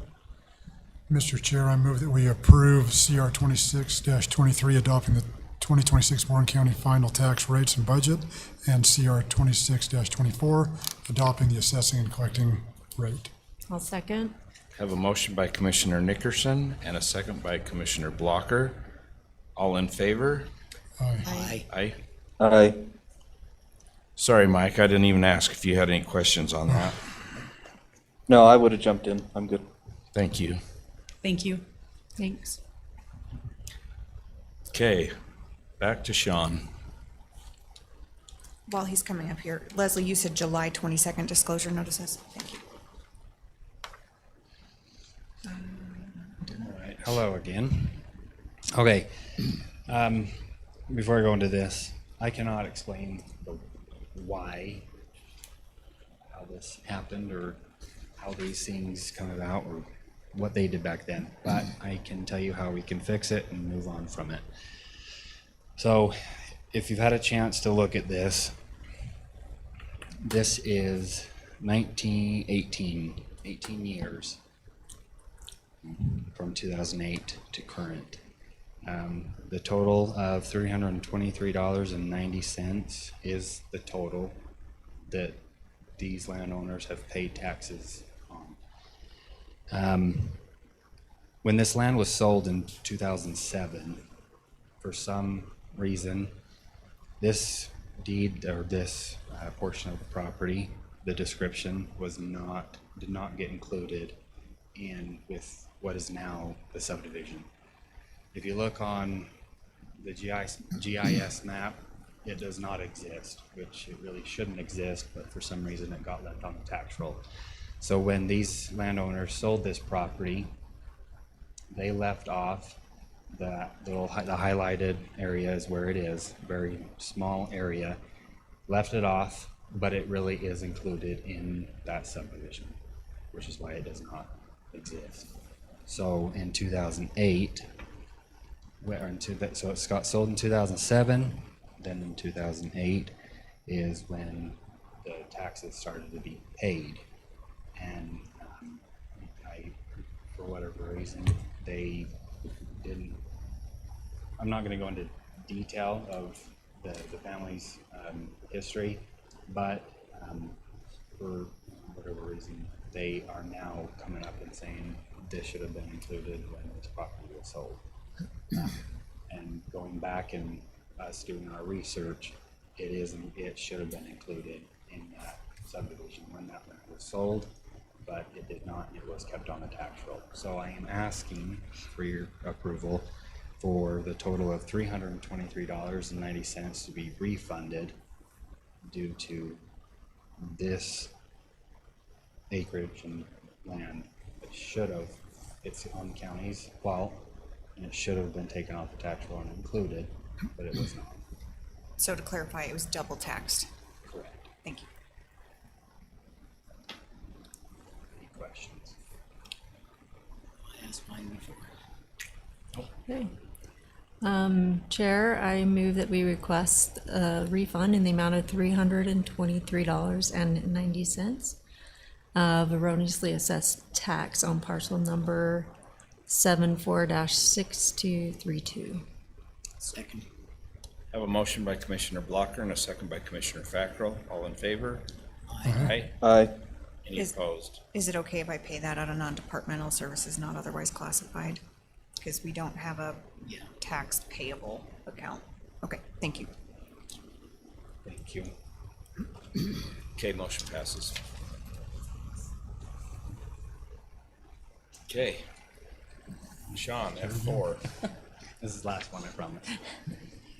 Okay, so I am asking for approval for just a temporary increase to the credit card limit, just for July. I have the budget for it. I'm not asking for a budget increase. I'm just asking for the credit card limit to be increased to send myself and my GIS specialist to Esri for the conference in July to cover the expenses. Great, I move So that, where is the conference? Like, what, and what do they do? Diego. So what do they So do? there is probably 30,000 plus people that attend this conference. It's for Esri. It's a mapping conference. It's to do, so when we went to Enterprise, Esri is with Enterprise, and but there's Esri, and then there's Enterprise, and then also ArcGIS, and that's what we're using. And we just transitioned into Enterprise, and so we're going there to learn more about Enterprise and what it can do for the county. So even with all of our new mapping and everything, it's different or what? There's a lot. It provides more. It gives us more. Allows us to do more for the county. Where the Esri licensing, we were limited on what we could do. So when we transferred to the enterprise licensing, now we have more doors that open, and we're allowed to more editing, multiple editors at one time, but also we're able to build more in the mapping side of things, the GIS department. In 2024, Commissioner Newton, who was chair at the time, allowed me to use my travel and training budget to send Charles to this conference. And so it's not a conference they've never been to before. It's definitely something that he got infinite amount of information out of. So I'm excited for them to both go this year. It's just, we only allow, or the commission only allows so much credit limit on the county card. And so essentially it'll be transferring my credit limit over to him for the month of July. We do the same thing at the school district, limit people and that. I was just curious what it is and, what you're gonna go learn, and it's just more tools in the toolbox. I'm sure he'll bring you back a presentation with pictures. Perfect. Another presentation. yeah, not really. Yeah, go for it. Make a motion. Okay, Chair, I move that we approve the request of the Morgan County Recorder for a temporary credit limit increase to $7,000 for the month of July for expenses related to attending the Esri conference. Second. I have a motion by Commissioner Blocker and a second by Commissioner Fackrell. All in favor? Aye. Aye. Any opposed? Okay, Thank you so much. thank you.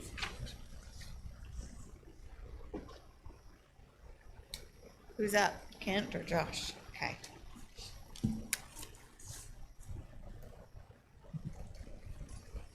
So Commission, good evening. This item of Silverstone subdivision plat amendment was brought to you on May 5th, and the Commission decided to not do a text amendment to not allow flag lots, or to allow flag lots to extend off of a cul-de-sac. And they directed this item to be sent back to the Planning Commission to correct any errors or make any clarifications. So during the May 28th meeting, the Planning Commission did consider this item, and the errors or clarifications were made after working with the surveyor and the county recorder's office. This is just an amended plat. The recommendation from the Planning Commission on the 28th was to recommend approval to allow the creation of a new lot and adjust the boundaries of an existing lot based on the findings and with the conditions listed in the staff report dated May 28th. And the motion carried 3-1. So this is exactly what we asked for that we are approving, correct? Yes, yeah, we corrected some of the errors, and the cross-access easement was a little bit confusing, so that was clarified. So the recommended motions are just like to strike out that I had printed out. I move we recommend approval to the county commission. Obviously, you are the county commission, so we could just strike out that and say I move we approve the subdivision, or I move that we approve with conditions, or I move that we deny the subdivision. So if you have any particular questions, I'd be glad to try to address those at this time. Yes, I have a question. Under the request, it says a request for approval of an amendment to lot 8A and so forth. And then it says, and additional land for the creation of a new lot. So is that 2 lots or 1 lot? Yeah, there was a little sliver of property down on the what's now considered lot 31, and that was kind of a no man's land. So this subdivision would incorporate that sliver of property into lot 31. Maybe we can load that up a little bit. It should be the last slide, but you can see it right there too.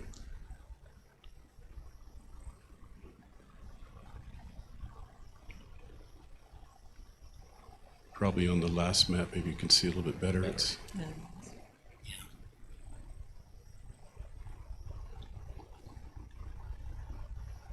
go back to the aerial, yeah.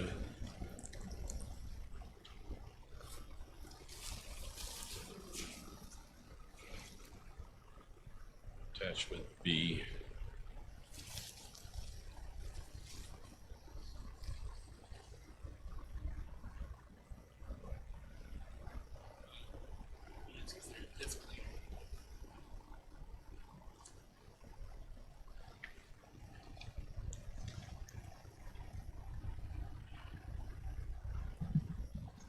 So there's 3 parcels. There's the main parcel that's going to become lot 31. Lot 8, or on this lot 31, I mean lot 32. So lot 31, which was 8A, they're going to cut it a little bit to create the flag portion of the lot. So that'll be attached to the parcel to the north, which will become lot 32. And then there's a slight sliver of property. It's a teeny parcel on the south west side of the parcel that'll become lot 32.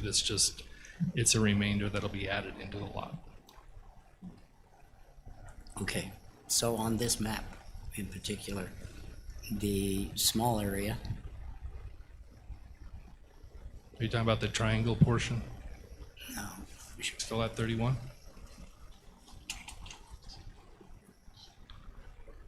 Yeah, that's the current driveway, but the current driveway is on lot 31 right now. Correct. Right, so by creating that flag lot, you're creating legal frontage for lot 32 on a road. You're getting rid of parcels that are not legal in size, and you're removing nonconformities with setbacks, access, and frontage. That's correct. So it's not the whole yellow area then, where the star is on that one map. Well, that whole yellow area includes Includes both 31 and 32. That's correct. All right, thank you.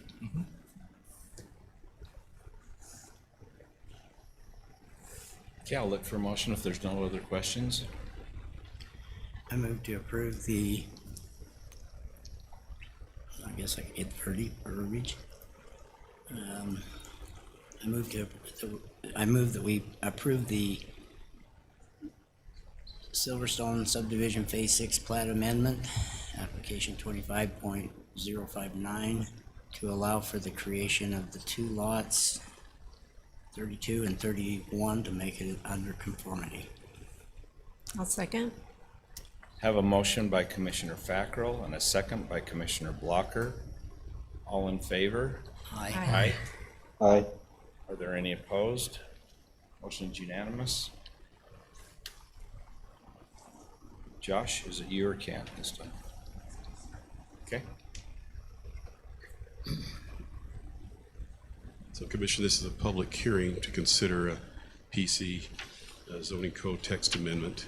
We received an application to reduce the minimum acreage required for a PC zone in the single-family residential developments, to reduce it from 50 acres to 10 acres, and to reduce the potential reduction of those 50 acres from 15 acres to 7 acres.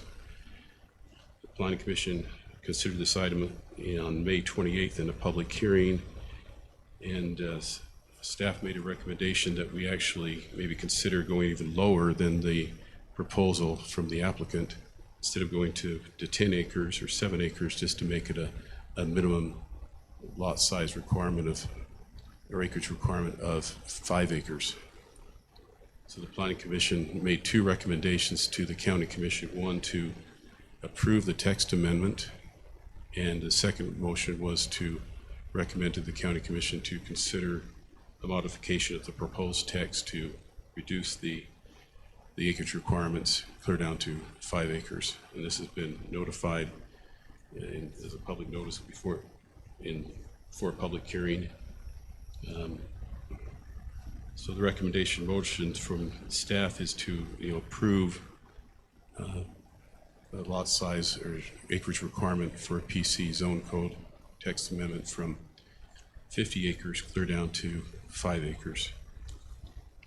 And just a reminder, maybe for the public, the goal of this zoning district is to provide applicants an opportunity to create a tailor-made zoning district that will provide for better development than what would otherwise could be created or required by the county by using existing specific zoning districts.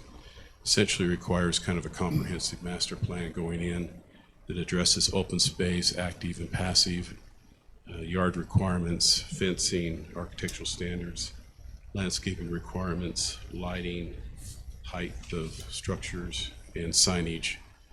So Planning Commission recommends approval of this modification, and if you have any questions, I'd be glad to try to address those, and Josh is here to answer questions as well. Yeah, I wasn't there for the discussion. Just curious why they wanted to drop all the way to 5 acres instead of the 10.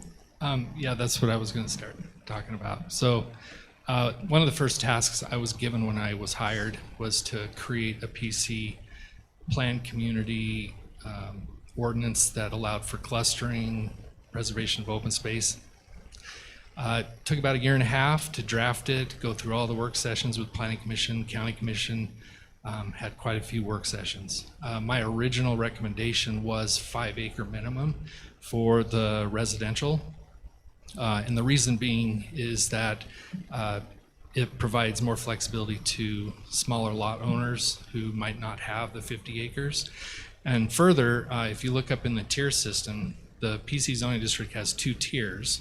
The tier 1 says 50 acres or less, and that allows people with less than 50 acres to submit for a PC zoning district text rezone with less submittal requirements. If you have more than 50 acres, then the amount of submittal requirements drastically increases to where you're doing preliminary design, preliminary grading and drainage, preliminary geology, circulation plans. There's substantially more for lots that for acreages that exceed 50 acres. So this would provide for those single family developments that people want to do, to put them in the tier 1 as opposed to forcing them into a tier 2. Which sounds to me like all that does is increase density. No, because you're still required to provide the 20% open space for single-family development in the non-rural. Rural developments, and really this probably won't affect rural Okay, so I development. guess I should say it increases more building in the county. Because then you're opening it up to anybody that owns 5 acres can do a PC. Not necessarily, because anybody can rezone their property right now. Anybody in the... If it gets approved, correct. Well, it's the same with this, if it gets approved. Okay. So everybody in the county right now has a God-given right to apply for a rezone. Sure. Whether it's approved or not is... Up to us. It's your, that's your decision. Okay. PC zoning district is the same, except the PC zoning district requires the submittal of a concept plan up front. It requires landscaping, architectural design, traffic layout, required amenities, 50% of which of the required amenities have to be open to the public. So it really tries to get you the trails and the amenities, the open space that you've wanted. In fact, if I had it my way, every single rezone that came in should be a PC zoning district. Turn it on. Why is that? One, because you get to see up front what the developer is proposing. So they have to spend money up front to show you what they're proposing to do. They have to design it. They have to bring to you a narrative and a document that shows what they're going to do, setbacks, building height, architectural standards, building materials, open space, amenities, trails. Those are all required, even if tier 1. So why don't we require that on everybody? Because we have other zoning districts and people can choose what they want to do. The problem with having the bar set so high for single family and setting it 50 acres with the possibility of reducing it down to 15 is you're really limiting it. In fact, we've had it adopted for over 2 years and we haven't had an applicant until recently. And the only way their application will work is if we're able to reduce it. I'll say that application that we did get was if we approve this change. That's correct, yeah, and they understood So that. Okay, I just find it weird that somebody would make an application on something that we don't have. I thought that was kind of odd. I mean, that's just me thinking like, I'm gonna go apply for an L count that doesn't exist. I'm hoping that DNR is gonna, to me, that just comes across as odd for me, so. Yeah, I know do that's odd not things you, all the people do odd things. Yeah. I'm kind of, as I saw this come forward, I started thinking about we're hopefully towards the end of our general plan update. We're kind of over halfway. And we're going to be making, I think, probably quite a few changes to our code due to this update and what the people in the county want. And so I'm like, why wouldn't we just wait until the general plan's finished and then start doing all of our code changes to reflect the new general plan? I have a question. I'm just, is there a reason we would wait, or we have to do it now, or you would recommend doing it now versus, that's, I guess my question. General plan doesn't change your entitlements or zoning or No, anything like but that. the general plan shows what the community wants as a whole. And then when we see what the community wants as a whole, I would think we would then go and start looking at our code. Are there changes to the code that needs to be made because of the updates the community has requested in their general plan? That's, again, that's just the way my brain works. Kind of like, why would I apply for an L count that doesn't exist? That's, Just for clarification, real quick. Is this someone applied for this code text? yeah, this was. Yeah, I was like, I don't think No, I'm just asking- our department did this. No, Okay. I know that Josh didn't do this. This wasn't him. This was coming from an individual. I'm just asking for his opinion. Like, okay, in my mind, I know it's hard because this isn't your idea. You're just going off of an application that came in. I think it's a good idea. Okay, but That's as far as waiting till after the general plan so that we can see what changes do we need to make, not just because. So the general plan gives you a general idea of what Correct. what the community wants. It gives you kind of a snapshot of the vision for the future and the future growth that should occur in the county, not no growth.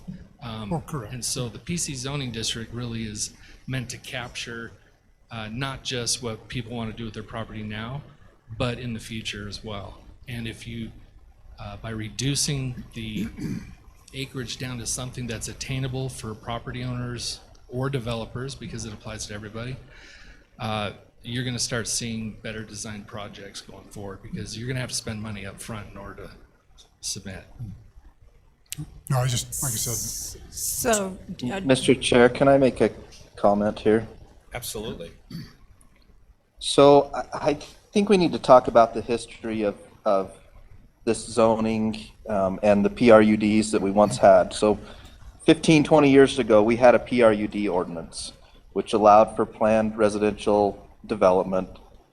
That ordinance, now I wasn't on the commission or the council at the time, but a previous council removed that ordinance.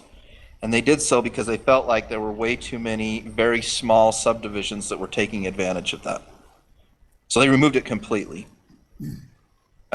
Recently, well, a year or so ago, we came back and said, you know, we see a need for this, but the intent of putting that 50-acre minimum is that we didn't want to see it abused in small situations like it was in the past.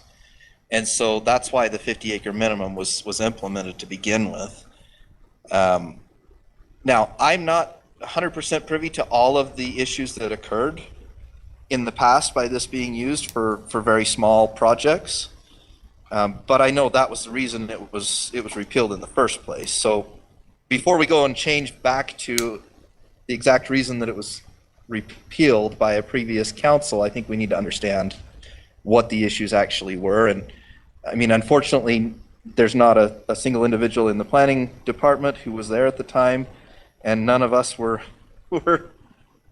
maybe Debbie would remember a little bit because she was on the planning commission at the time. But it was removed for a reason. So I have a hard time saying, well, let's go change it back and make it more available without understanding the reason for removing it in the first place. Okay. Did you have something? I was just going to say, you mentioned you've met with the planning commission multiple times and discussed this, and When What were we your- were drafting the PC zoning district. Yep. and so they, Previously, that's. Not for this application. 58. Yeah.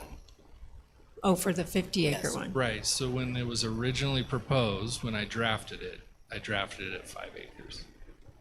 And then through the work session discussions, it was bumped up to 50. The planning commission changed it to 50. Okay. County Actually, commission we did. ultimately changed it, yeah. Yeah, we made that choice for the reasons that I stated previously. That's why we changed it to 50. And how many developments have we had with the 50 acres, do you know? 0? 0? Was that the reason why? A lot of times, I think a lot of people don't have 50 acres. Right. And so that's one of the reasons. But if you did have 50 acres, it would be I think the PC zoning is good. But, and I, you know, because I wanted it to come back for that reason, is all these things that we've been talking about, is I wanted to see the PC zone, but I don't think we ought to reduce the acreage. And that's currently my opinion. I love seeing like you said, Josh, it's planned out, it has restrictions, it has requirements, and they have to, you know, show you what they're doing. Yeah. And you have the open space, and clustering isn't a bad thing. It saves in water, and these are single-family homes, correct? That's correct, yeah. So, I personally like the idea. I think I'd go back to the 10 though, like you had originally written, instead of the 5. That seems a little bit low. Well, the applicant is suggesting the 10, reducing, and with the option to reduce it to 7 with county commission approval. So the planning commission went down. They're the ones that wanted 5. No, that was my recommendation That was yours. because that was my original recommendation for Gotcha. the text amendment. Okay. So you have 2 options. Yeah. You have more than that, but there's been two options presented to you. Gotcha. Okay. Mr. Chair, I move that we go into public hearing. Second? Okay. Have a motion to go into public hearing by Commissioner Fackrell, a second by Commissioner Nickerson. All in favor? Aye. Aye. Any opposed? Okay. Please limit your comments to 3 minutes and state your name and address when you come forward, please. Tina Kelly, Mountain Green. I spoke during the Planning Commission public hearing, and it says in your packet that Ms. Kelly stated that she thought the current acreage could be reduced. I don't remember saying that. I don't like a reduction at all. I did say that I thought 10 and 5 was too small, the next part of the statement. I was a member of the council that removed the PRUD ordinance.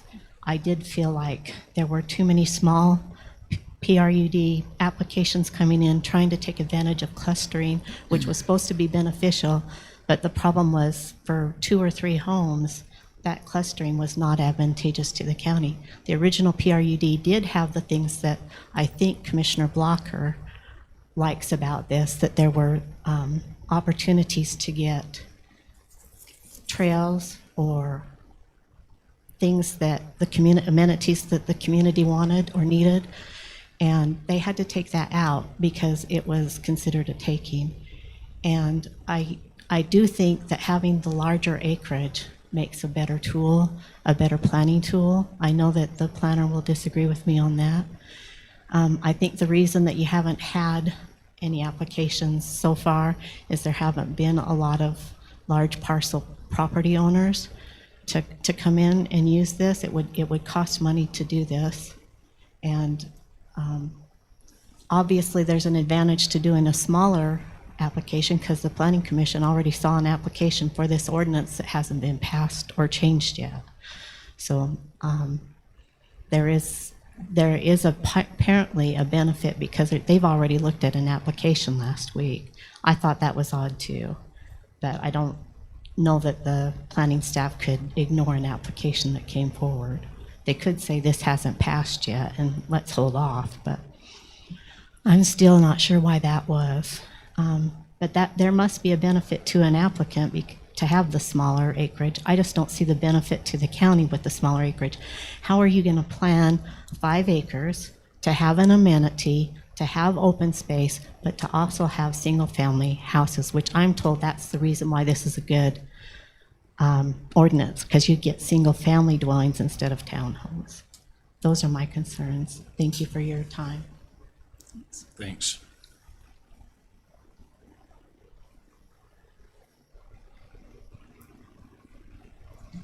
Cindy Carter, Hartscrabble. I'm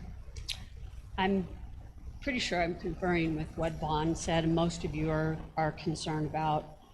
I just want to know why the county zoning code is being changed or being asked to be changed before what we know our new general plan will recommend.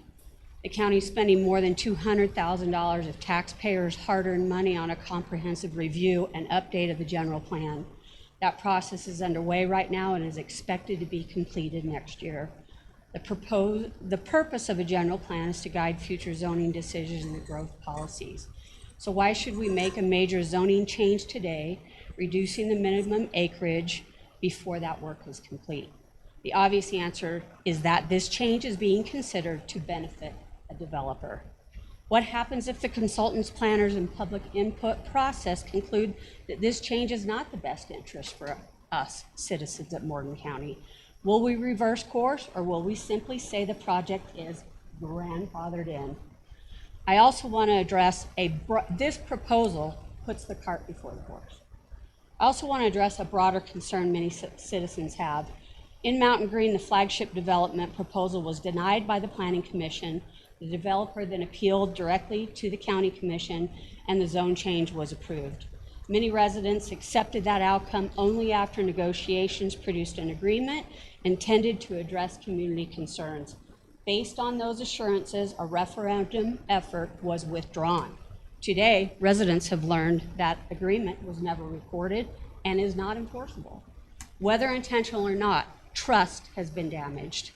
That brings me to Bonnie Brown, who has been greatly affected by this approval decision. Bonnie is over 80 years old. Her family has owned land in Mountain Green for more than a century, and she still operates a cattle ranch today. Regardless of anyone's position on development, no resident should have to fight to protect a lawful agriculture operation that has existed for generations. I've heard people criticize the good old boys of Morgan County. My definition is different. The good old boys are not people seeking favors from government. They are the neighbors who show up when someone needs help. They are the ranchers, farmers, business owners, and residents who are volunteering their time and resources to help Bonnie rebuild fencing after portions were removed by the developers. They span from Porterville to Mountain Green. They represent the values, the responsibility, the respect, and the community that have long defined Morgan. Whether someone's family arrived here 100 years ago or last year, they deserve a government that is transparent, consistent, and worthy of their trust. Tonight, I ask you to slow down, complete the general process, listen to the public, respect the public, and make decisions that strengthen trust rather than weaken it. Thank you. Thank you. Shame.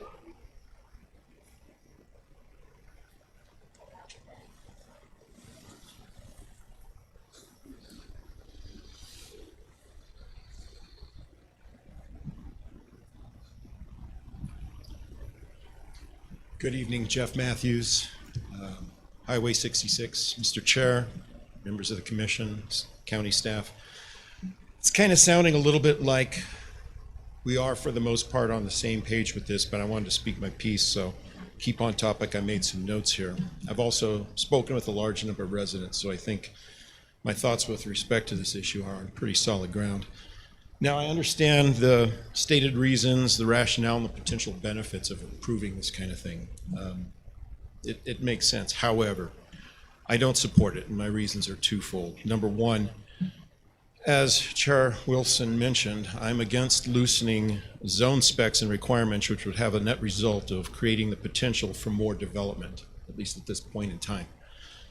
Also, as was stated here, and as Mike Newton, Commissioner Newton stated as well, there was a reason the zone was initially set up to have a minimum of 50 acres, and I think that should be respected and remain the same today. More importantly, however, we should not be granting either rezones or changing existing zone requirements, especially minimum acreage, until the matter has further and more in-depth discussion. Part of this in-depth discussion will and should occur when the Commission considers the general plan later this year and in 2027, as Vice Chair Nickerson had mentioned. Changing a zone is very important with long-lasting and future implications, and we should be very careful before we let that genie out of the bottle. We should not change a zone on demand because a property owner has requested one now. If it had been our custom, if it has been our custom or practice to make zone changes ad hoc or on demand in the past, like this one, then we need to stop that practice and do it better. And as I stated before, wait until we've had time to discuss this later, until you've had a chance to review that general plan, see what the residents want, and then take it from there. That is the best way to approach this. Thank you for your time. Appreciate the opportunity. Thank you.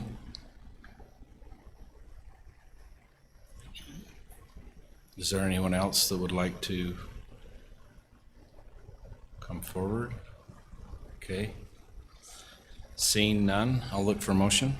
Mr. Chair, I move that we move out of public hearing and back into our discussion. Second. We have a motion by Commissioner Nickerson and a second by Commissioner Fackrell. All in favor? Aye. Are there any opposed?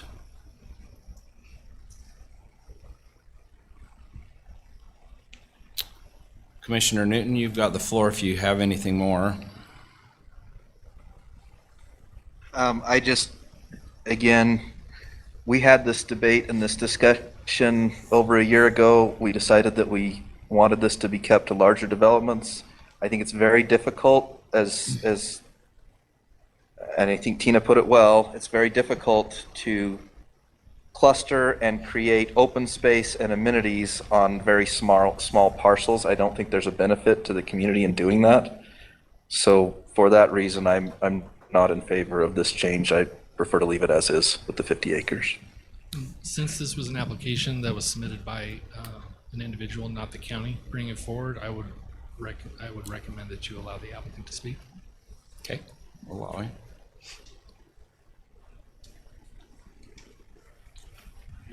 Roland Gardner. I live at 4767 Lakeside Drive in Mount Green.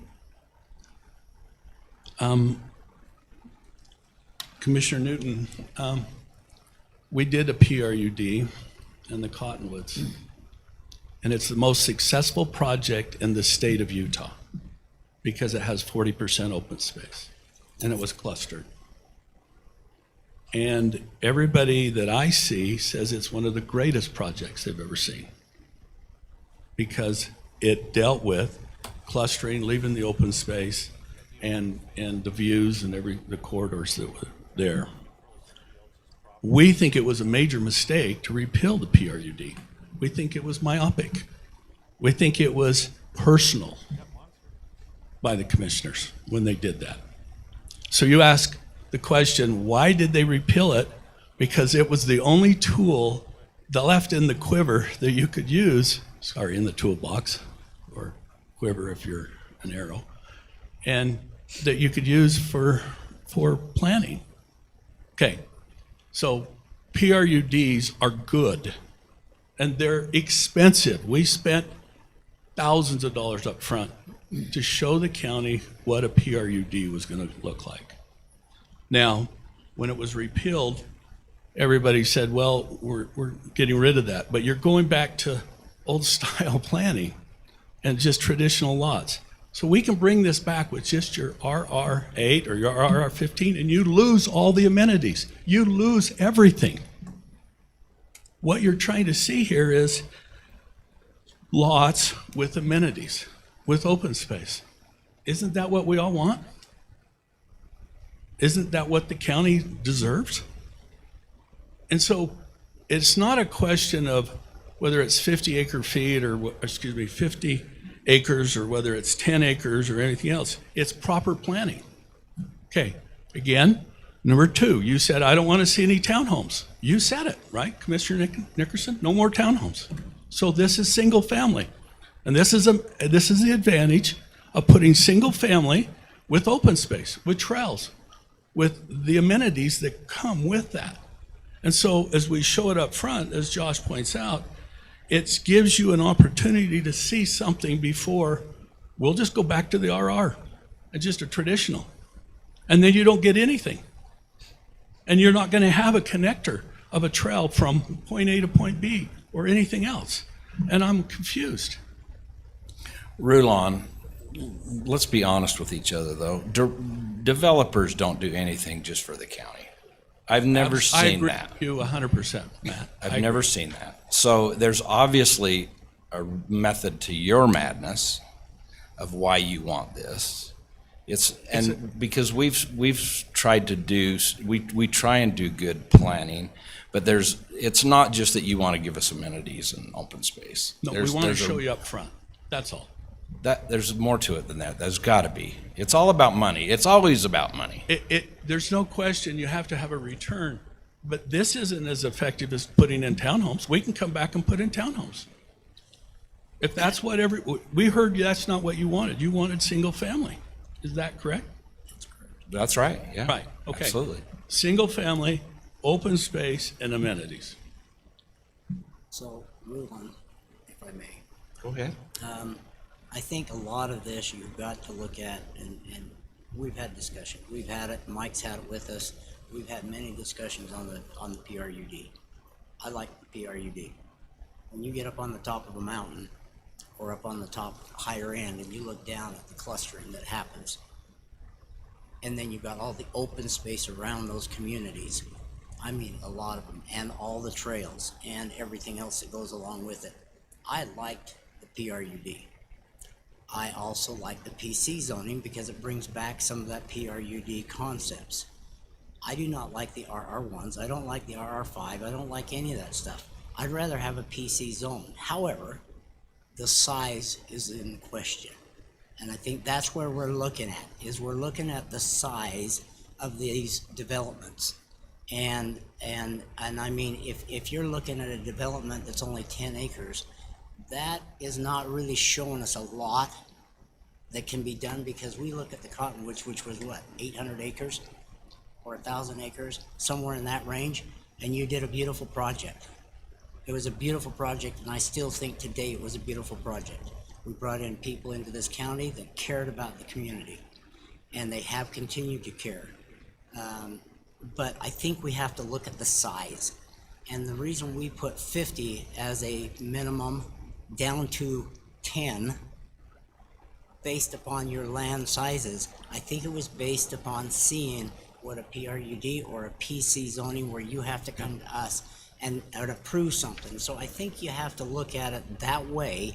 We'll just go back to the RR5s.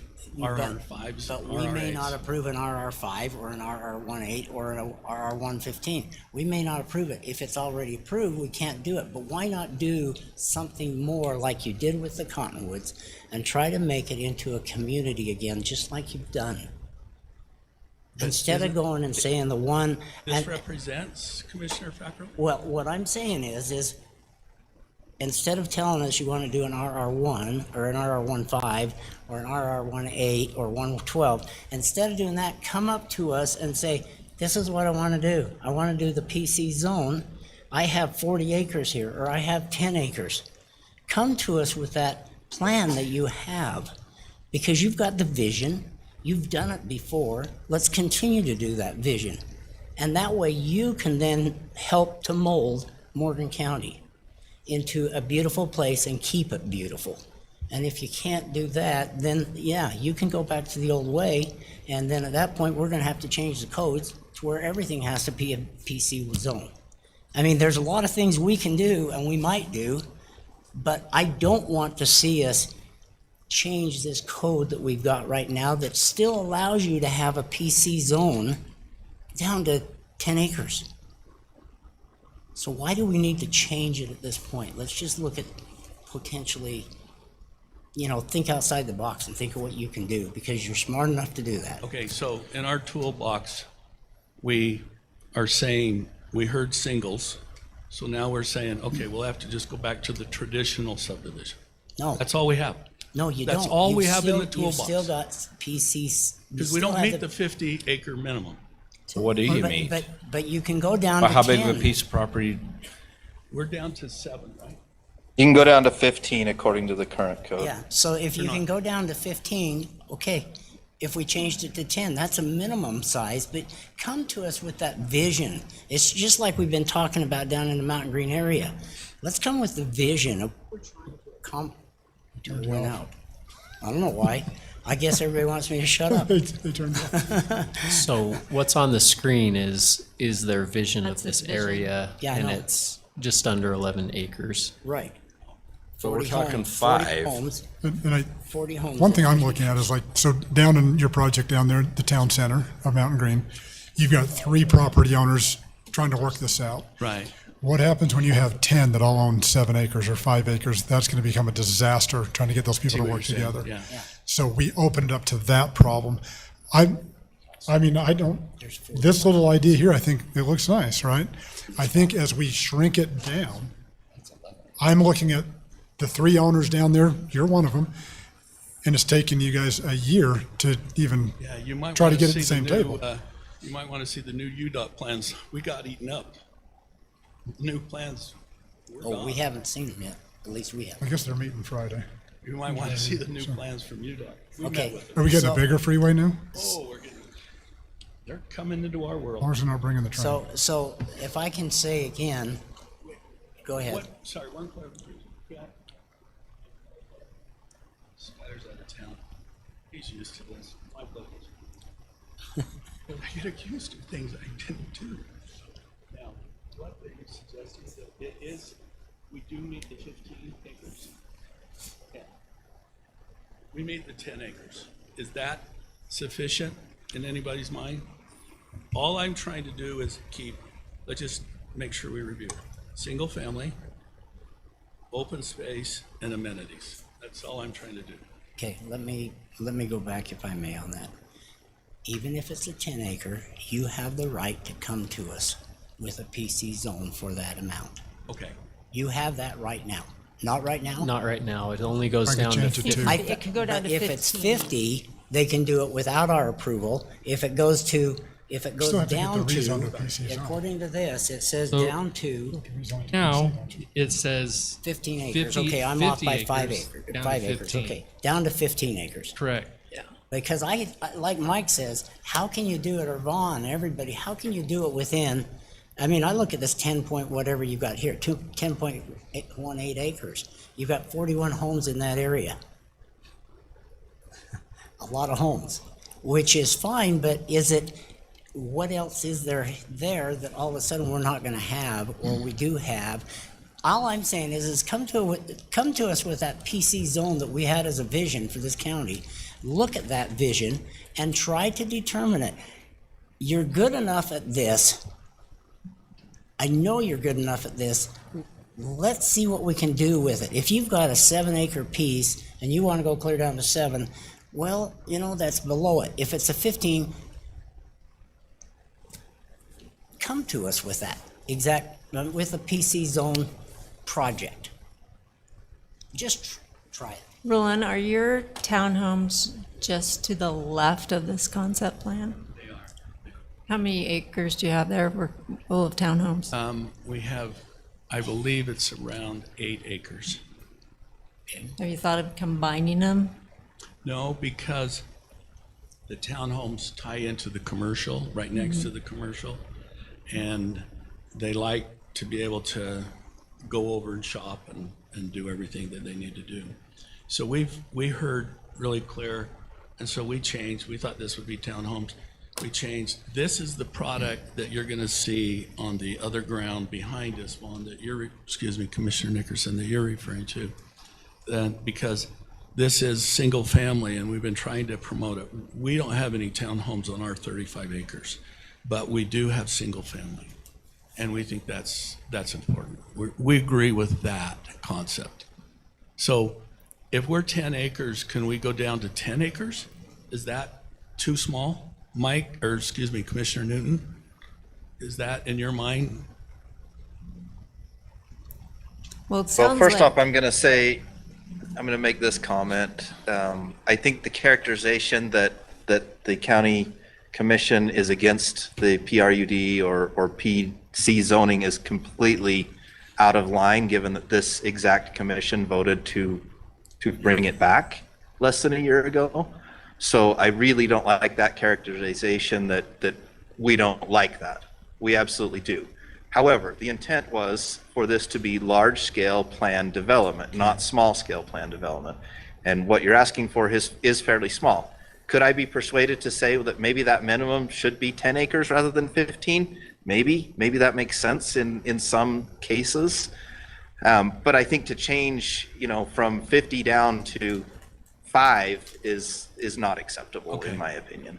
And I And understand. 5 acres is really too small for a planned development. Frankly, 10 or 11 acres seems too small to me, but I do understand there may be some unique situations. I mean, that's why we put the 15 minimum in there, is because we thought, well, it makes sense on large scale, but maybe there are situations where small scale development would make sense here, and that's why there's a minimum.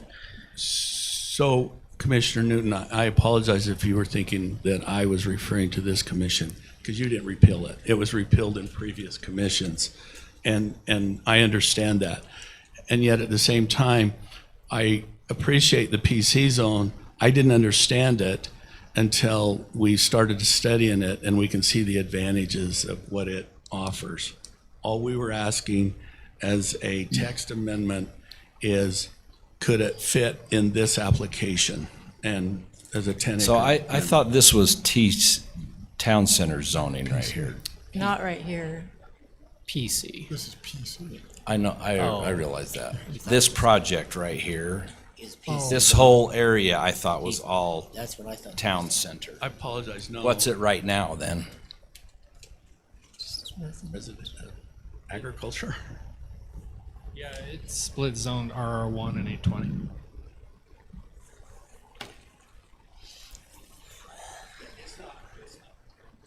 Area.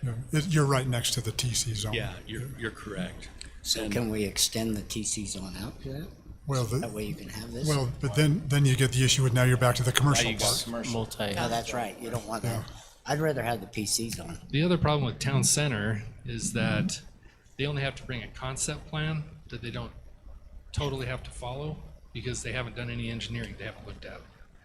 Whereas the PC zoning district requires them to go and do some engineering, do some actual design, and bring it back to you. And it's a legislative decision. Once you approve the town center with the conceptual drawing, the entitlements are done. And then you're working through the development agreement with them, which is administrative. Which is ultimately you have to approve it, but there's some negotiation there that you have, which we've talked about in the past. So it is possible we could change the code says 50 down to 15. So like Mike leave- was saying, you could change that 15 to a 10. Yeah, you could leave it 50. And then people would have to obviously apply and. Anything under 50, they have to come up Right. with and show us your concepts. Yeah, like I said, you have a lot of options. But it also sounds like people want to wait until the general plan comes out to even make a decision. I won't comment. And I guess I will comment to that because that came up in the public hearing. Under our code, 155.022C, it talks about that any property owner may initiate an amendment. And so if they initiate the amendment, we just process that. It doesn't, we can't just say, oh, we're going to put that off if they want to move it at this point. That doesn't mean you have to approve it, but it's not meaning that it's just coming forward, trying to rush it. There is an application, there's a fee that's paid, and planning has an obligation to process those applications as they come. And in the end, it is developers that develop our county. And we guide that development, but the county's not out there building things. There's also property owners that develop their property as well. Right. Technically makes them a developer, but there's a lot of property owners I've seen come through here to divide their property and rezone, things like that. It's not Exactly. just large lot developers. Right. That is true. Well, I would like to see us be able to have some, I don't think we need to be quick on decision and immediate, but I'd like to see us discuss this further. And that's kind of my thinking with the general plan is like, you know, because I've brought up numerous times, we need to look at our code. We need, like, are there things we want to change? And I don't think it should be a rush decision. Like, I mean, it's not personal. It's not that I'm saying I hate this person, so we got to say no. It's like, is this really where we want to go? Is this what we want to do? And you know, you get an application in and you process it. That's your job, and that's what you're supposed to do. And I mean, I look at the Cottonwoods. I mean, my mom lives just across the street, looks up on it. I mean, you know, it's a beautiful development, and those people are, you know, we talk amenities, they're still waiting on amenities, you know, and that's a 20-plus-year-old development. And we've talked about that. How do we make sure those amenities, you know, as we move forward, the amenities get put in? And so I like amenities. I mean, Ruan, I think well, speaking more. What amenities would they be? Well, when we talk about the different phases, and I mean, we brought up the horse arena thing that was promised that isn't done. Again, I'm not pointing, That phase isn't even. and I'm not plotted. pointing at you. We're talking about code in general and about developments. So as amenities are promised in development agreements and in developments, you know, we've discussed about how do we make sure that these amenities that are promised come forward. And I think a lot of people in our community are frustrated in their developments. Just, I'm not pointing at you in general, but just there's a lot that are like, well, where's this and where's that, and when are we going to get this? And so as we talk about, you've listened, I will agree with that. That single family amenities, you know, this concept. Myself personally, I would rather, like, let's see if we're going to start making big code changes. I really want to refer to our new general plan and see where that's guiding us so that we can make those decisions. I mean, I do. I will say this, Ruan, you listened, single family, open space, but to me, again, it's we're going from 50 acres, and we're dropping that thing drastically, and that's a little concerning to me. But I'd like to, myself personally, wait till we see this general plan. Where's the county wanting us to go? And if that general plan comes back and is showing these smaller things, then so be it. Let's move forward. Otherwise, let's see what it is and let's work together. That's my opinion. So I guess my question would be then, Josh, maybe you can address this. The way this is zoned right now, if they were to come forward with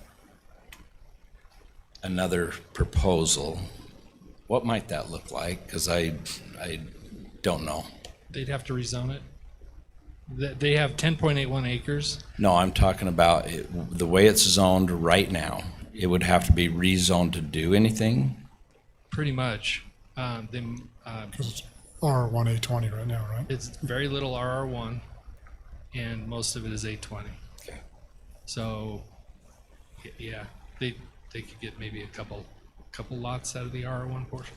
So this is your portion, Rulon, and I'm talking to you in the audience, but you're more than welcome to come forward if you want. So this is your portion of what we've asked in this whole town center It is. area.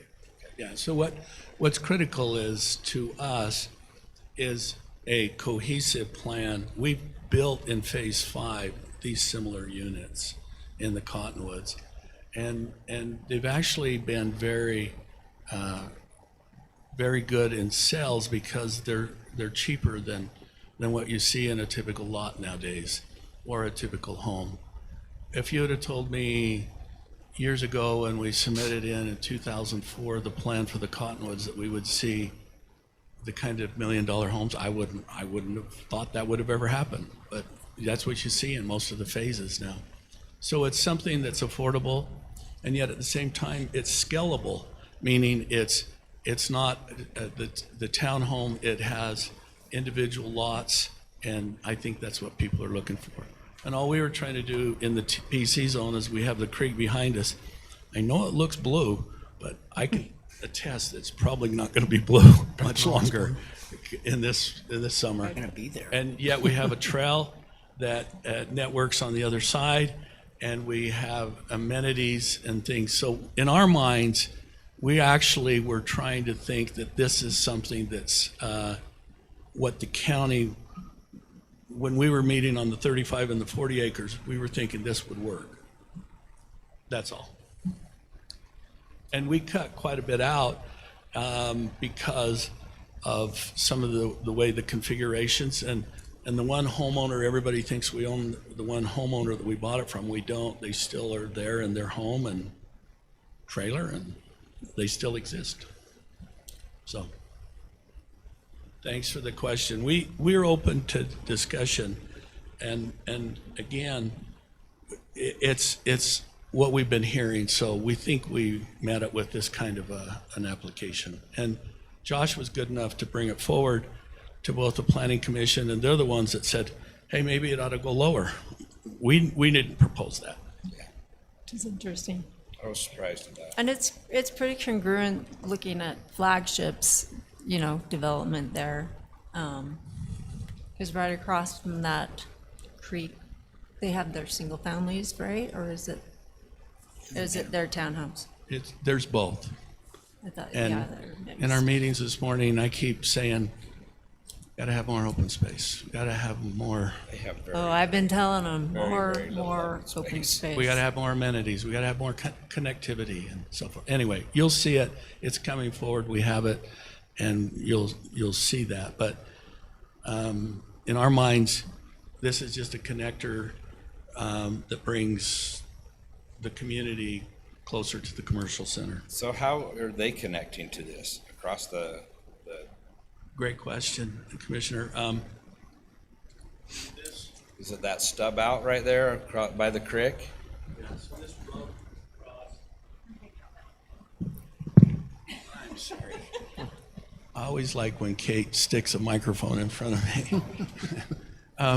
So this is the road that comes across, feeds the townhomes here, feeds Mr. Johnson, comes across and feeds their second means of egress into their 40 acres. Their primary would be out towards Cottonwood, Old Highway. Then there's another connection on the other side of Lee's for our 35 acres. So there'd be this plus another connection over the creek. So in a PC zone, do the properties have to connect?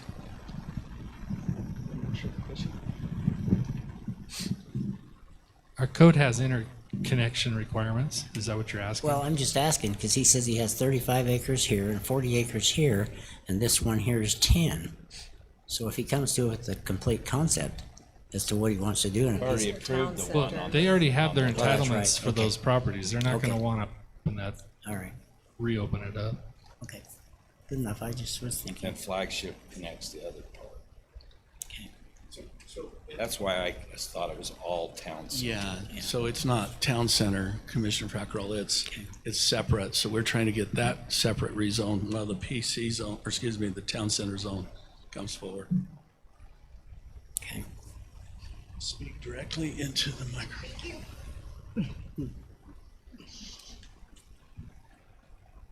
Okay, I'm gonna look for a motion unless somebody else has something.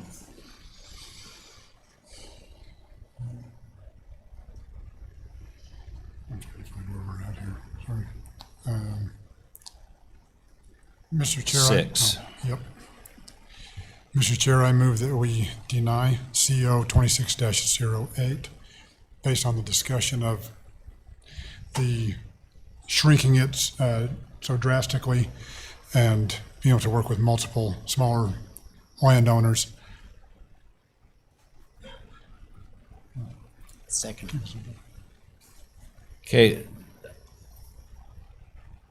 Josh, can you come up, please, on this motion? I need to have clarification on denials. If you deny it, they have to wait 2 years to bring back the same proposal. If they wanted to bring back something that's modified, Okay. They can do that. All right. Like if we went and changed the code 6 months from now, they could come back and, If, or if the county chooses to open it up and do their own text Their own amendment text. because you direct staff, then that doesn't apply. Okay. They have to wait 2 years since they are. if they an want, applicant. if they want to initiate it. For The the same- exact same exact thing. Correct. Okay. If they want to modify it a little bit, they can bring back something different. And it does Even- say a substantial change of conditions since the earlier application.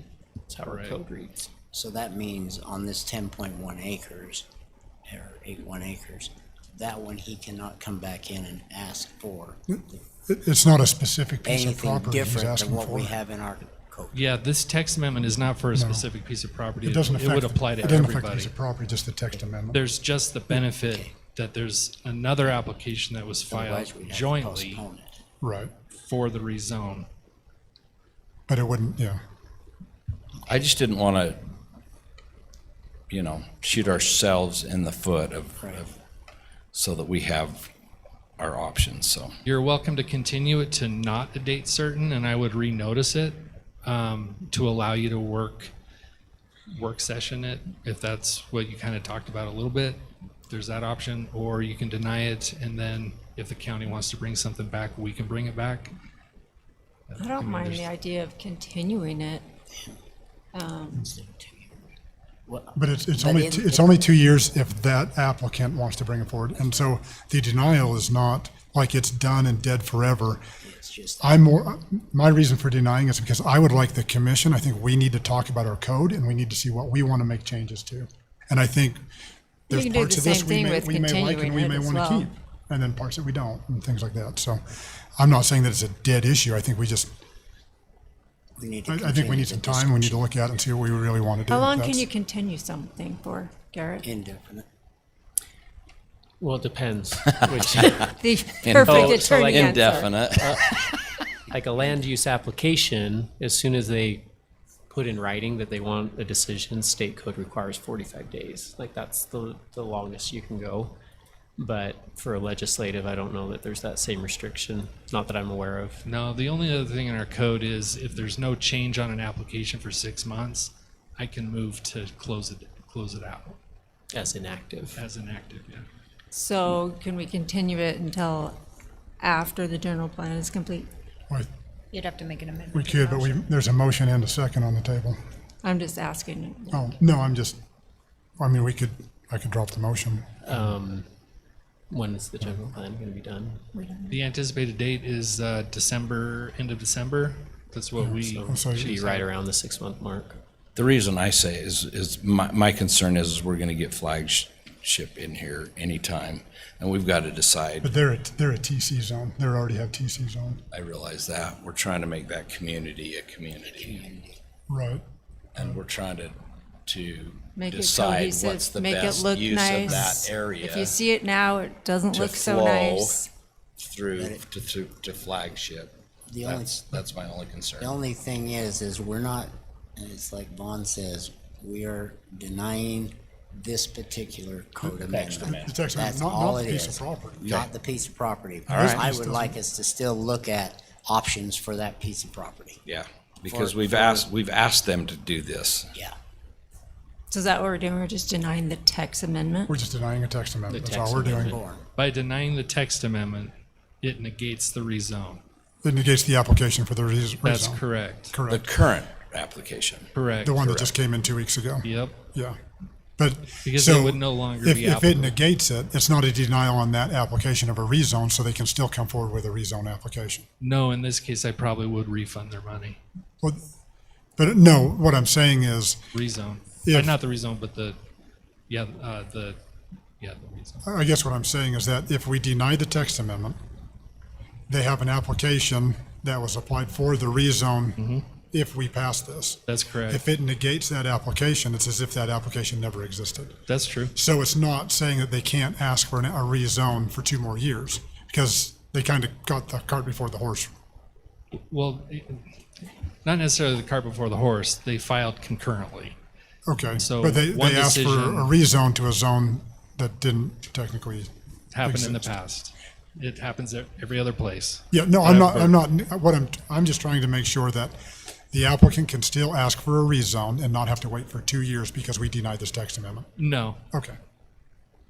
That's No, he can't, or yes, No, he can. I would not consider that a denial. It just. correct. Can't. And that's what I was trying to get clarification. He's still free to ask for a code, or not a code, but a For a rezone. rezone. It's That's not going to correct. affect that piece of property. Okay. All right, I'm okay with it then. My motion remains. Second remains. Okay, I have a motion by Commissioner Nickerson and a second by Commissioner Can you Fackrell. restate your motion? Like, It was the denial. what were your findings? So my findings were it being even tougher to work with multiple smaller landowners, like we're already dealing with multiple larger landowners trying to work together as they start to piece together. And just to wait until our general plan is done so we can have a good conversation about the code that we want to change and how we want to match our new general plan as it comes out. It does not, I mean, it doesn't make it to where he I know. cannot do something still. He can still come to us and ask for some kind of a rezone if he wants, or even we could go back and we can change the PC zone if we wanted to 10 acres if we want. Right. But the one he presented was to change the whole thing from from 50 to 10. Okay, I know I seconded it. I'm gonna rescind my second. Your findings on Because I wanna make a smaller landowners, Well, do we just- have evidence of that? Like, or Well, we're just saying watching it? 3 larger landowners can't get along. What happens when you have 10 5-acre landowners next to each other trying to work together? But have we seen that? We're watching it right now with 3 large landowners. Large ones, but have we seen What's that? smaller ones? Have we? No, because we experienced don't that? allow it. So, And so So your finding, my finding really is, okay, so my finding is I want to wait till the general plan is completed so that we can look at our code and what we need to change. That's my finding. right? I'll rescind mine because I wanna make a new one. Let's do it Okay, tonight. I have a motion I do not have a second, so I'll look for a new motion. Okay, what about Mike? Is he wanting to do Mike? anything? What did Mike say? Did you say something, I'm Mike? fine with, well, you had a second. I think you actually need to vote on that rather than saying, well, I No, rescind my actually, second. I can think you still have to rescind my vote on second. that. I can withdraw it. He cannot withdraw, Garrett? Yeah, according to I don't know, let me parliamentary check law. the rules. This is fun. Parliamentary law Ernie. allows me to go and I wish the withdraw. For high the school sake of it, I will club second was it, here. though. Mike Okay, seconded. Mike seconded. Okay, I have a motion and a second. All in favor? Aye. Aye. Opposed? Nay, I wanted to hear a different one. I wanted more But I think it would be clarification. more conducive to everybody. And that is to have a continuance until the general's. That's all. That's the difference. That's, yeah. So it sounds to me like the same motion, to tell you the truth. Which, other than a denial, it's a continuance to accomplish the same thing. Okay. I mean, it's, when we're done with the I general mean, plan. I don't want it. I personally, yeah, the I don't motion want carries, it. but here's the thing about it is, I personally think that this is gonna have to be dealt with before, when Greystone, is that their name? No, it's Greystone? flagship. Flagship. When Flagship comes, we're going to have to deal with this whole area. We've been asking I know. them to deal with this whole area. So that's why I'm saying that a PC zone, if they come with the right PC zone, he could probably have it. So would you like to task staff to draft something else? Yes. And could you tell staff what that would be? I would like them to come up with the PC zone to allow for them to come before us if there is a good plan. Well, it's You've not already up for the heard planning. what staff recommends, and Well, but so, they're wanting us to go down to 5 acres, and I won't do that. and so, Okay, so, go ahead. And let if me, it's- let me just clarify. So you cannot rescind a second. Okay. And a second does not mean that you support the motion, it means that you support bringing the motion to a vote. You don't, just because you second a motion doesn't mean you have to vote for that motion or in favor of it. I never knew that. Also, if you second or if a motion is on the table, you can move to amend that motion. I mean, there's still rules that allow you to substitute the motion or amend the motion, but you can't rescind a second. So, okay. Okay, my other thing is, as to your request for staff, I am going to disagree that it is in the purview of the zoning administrator to guess what the commission is gonna think is or is not a good project to bring forth. So I would ask if you're going to task staff to draft a PC zone text amendment, that you set the acreage or something similar, but not what the verbiage that you used, because it's too variable. I think we need to have a Session. Work session? on it. Yes, that Sold. would be good. Because like I said, where we have a town center and a town center, I think And we're then gonna be we've got- forced, if we want this community to blend, have we're gonna to be forced to make a decision on this piece of property, one way or the other, before the general plan comes out, if Flagship comes in with their thing. I may be wrong. I don't know where they're at on their stuff, but do you know? I do. And We have been in conversations with Flagship Homes and the Gardeners for their property as well. They have a conceptual drawing that they plan on bringing forward for their joint. They are finalizing their development agreement with the design criteria, architecture, things like that they were proposing. They were waiting for this text amendment as well, because they have property that fronts on Old Highway Road that they were hoping to rezone to allow for a single-family cohesive blend into their town center zoning as well. But that's neither here nor there now. Commissioners, you do have I can move your next commission meeting work session. I can punt that to the second one in July if you want to prioritize this one for your work session on the July 7th meeting.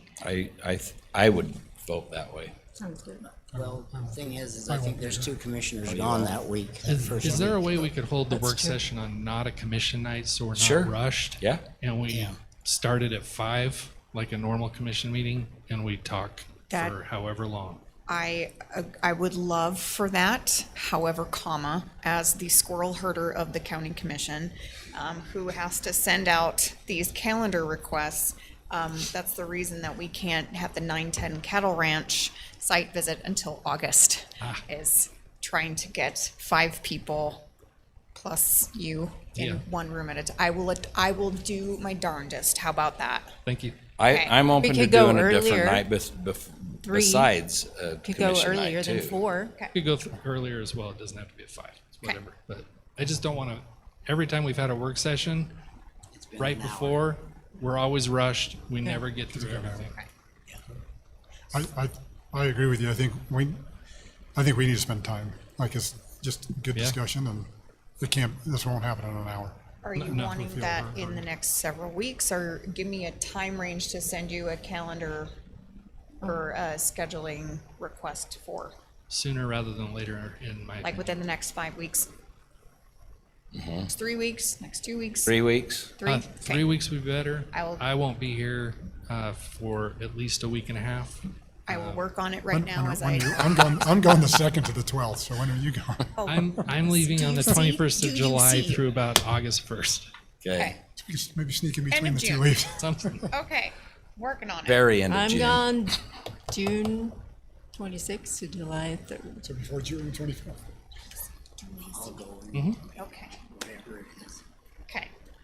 Can we all text or send No, email Kate our vacation days? I'll just send a doodle poll. Okay, all right. Okay, is anyone unable to do between 5 and 7 of an evening? Is that a good time to? That's Okay. fine. 4 to 6 is fine. 4 to 6, but okay. Lima Charles. All right, next step. Moving on. Okay, we're gonna take an emergency break, okay? Commission needs an emergency.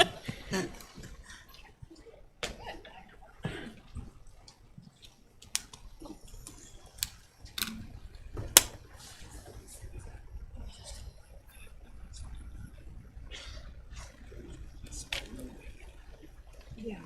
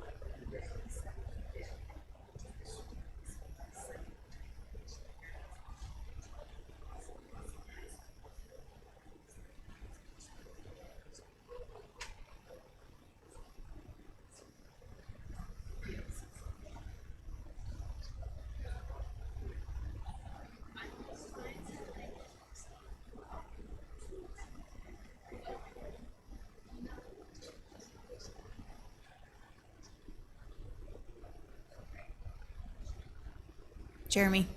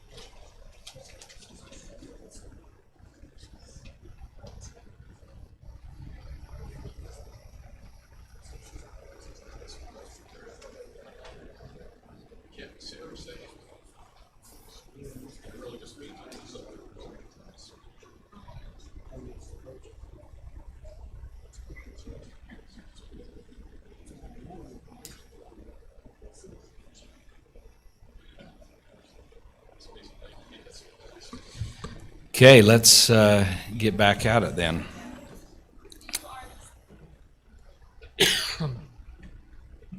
Where did our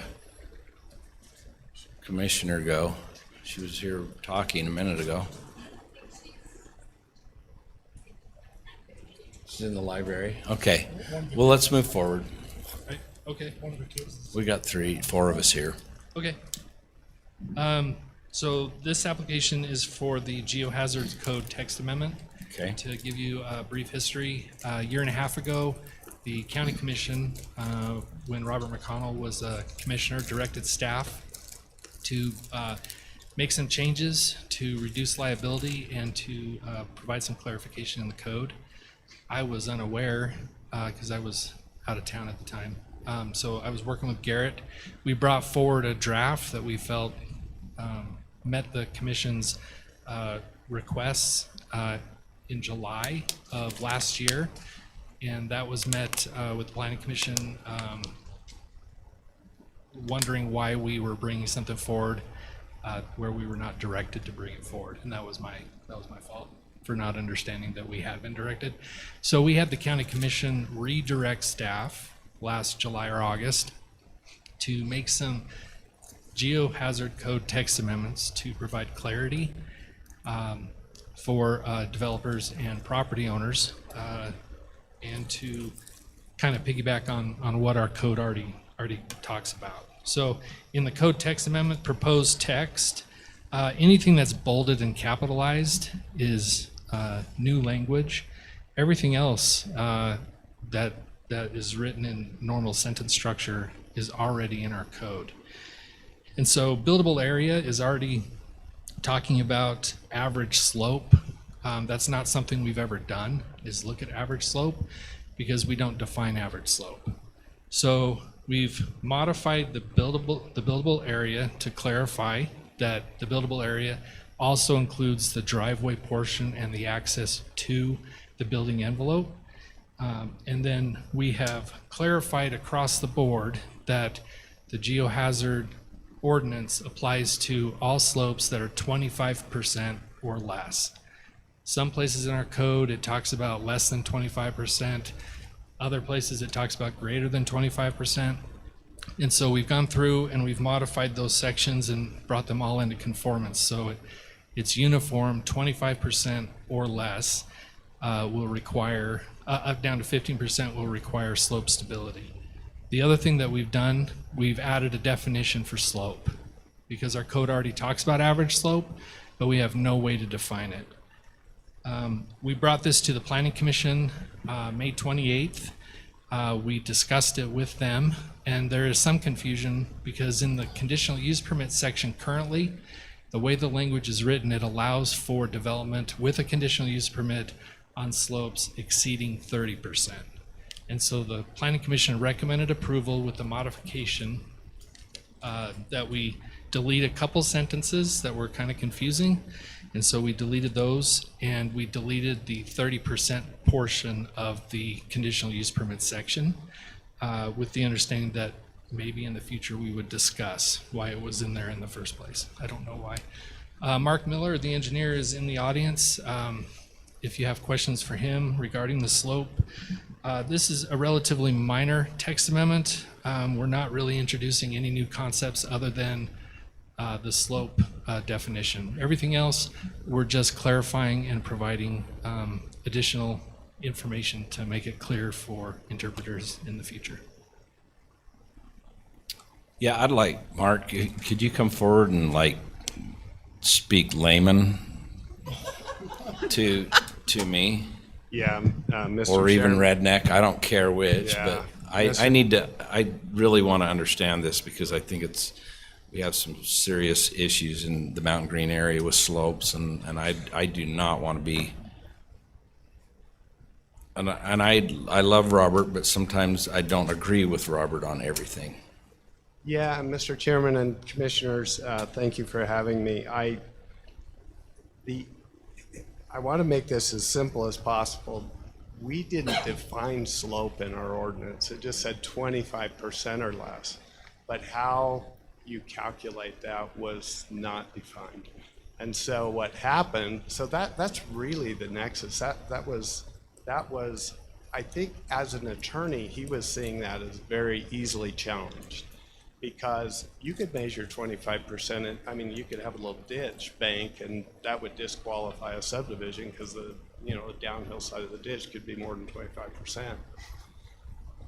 Over on the Wasatch Front, on the hillside communities, so I'm thinking Layton, Bountiful, Farmington, and then of course down south as well, they all have a slope calculation. And as a private design engineer for 10 years, I did these all the time. And so I didn't invent this formula. It's been around forever. It's a whole lot easier to do now because of the computers, but I did feel a little bit funny about not being able to define what 25%, because I could say, well, I've got 25 here and I've got 2% here. Are you telling me I can't build on this lot? So the whole nature of this proposal was just, make sure that we don't get sued over this vague language of 25% or less. So now this would make it like, let's say, and I know the engineers over there, and I've talked to all, Layton and Bountiful and Farmington, and theirs happens to be 30%, but that's because they don't have the Norwood tuff that we do, or as much of it. And so they all measure it with this equation that I put in here. All the other changes were just because now that you put an equation in, we noticed, oh, this needs to be better defined in this. But as far as opening up new building areas, there was a lot of speculation on what this could do. Mm-hmm. But really the only purpose was to define what 25% meant. That was what I was tasked with, and it was real easy just to throw this formula out that all the engineers in Utah seem to use. And so it's more, I would say, planning and zoning, but I don't think it's going to change. I think it just tightens up a little bit what,